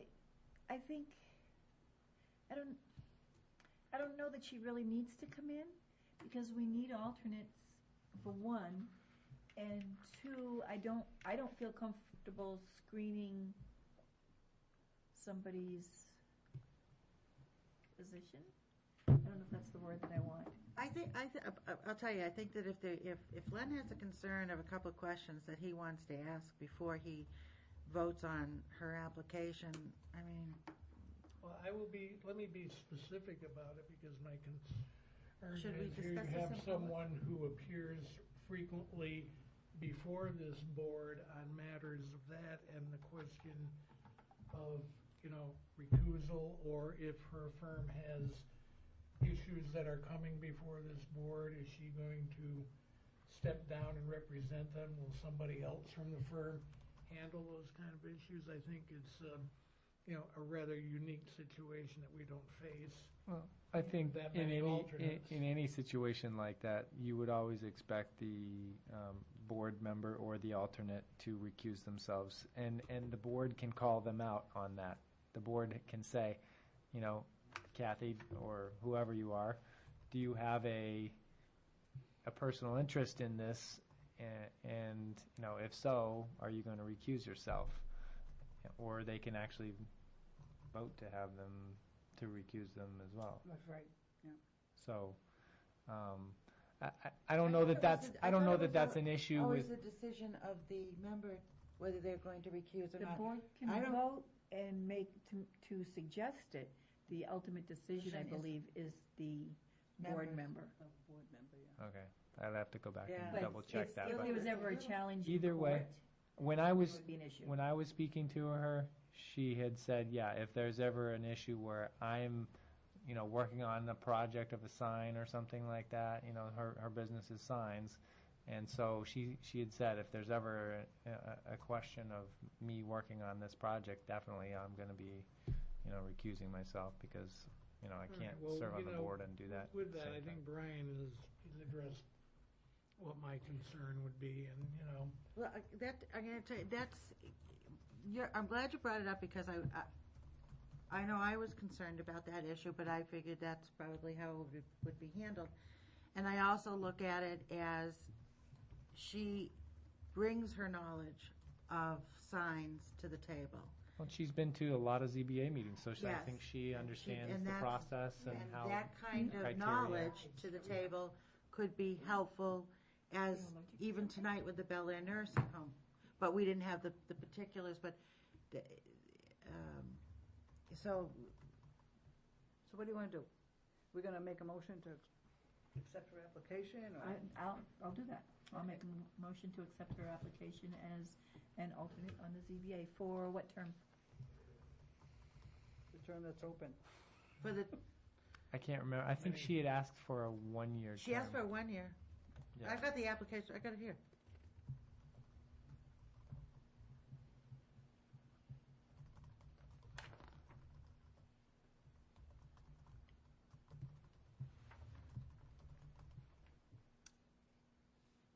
She doesn't say, but why don't we do it for a 1 year term? For the 1 year term. Wasn't I there believe it was a 1 year. When I spoke to her, I think that's, Somehow I remember that, I don't know why, but. for the, on the election day, wasn't there just one for 1 year? Len?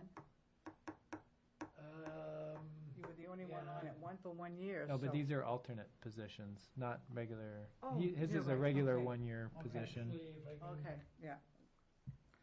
get I the think that would be good That's for a right. 1 year term, so she can see how she likes it. I second the motion. And then if she decides to stay on after a year, she can either run for the member, to be a member. Yeah, I mean, I think the 1 year is appropriate, just given what has occurred with our other alternates. They have been, accepted as an alternate, and they're never here, and now their seats are filled, so to speak, but they're not here. Joe's still. Joe Joe hasn't been here for a couple According months, to but the town website, which I'm looking at now, there's 2 3-year alternate terms Available? vacant at the moment. And Who else is on there? Because there should be 3 available positions, because I think there's only 2 alternates. there are 3, yeah, and then there's one, actually, says there's one alternate, 11 through 14, which would be 1 year remaining in That's a 1 that year. term. Yeah, that's the 1 year. Okay, So that's the 1 year. I have to go. Either we vote or don't. So we do have an alternate position Yeah, open it for 1 year. expires in 2014. Okay, there's a motion on the floor to accept the application of Kathy Champagne for a 1 year alternate position. All those in favor say aye. Aye. Aye. Opposed? Motion carries. She is now, she needs to be sworn in. Yeah. motion to adjourn? Take care of that paperwork. So moved. Oh, go. I did. I'll second. Bye. okay? Thanks for coming, Vivian. Just break it Yeah. on. Okay. Moved and seconded. Been seconded. We voted on, we all in favor? Aye. Aye. And, to adjourn?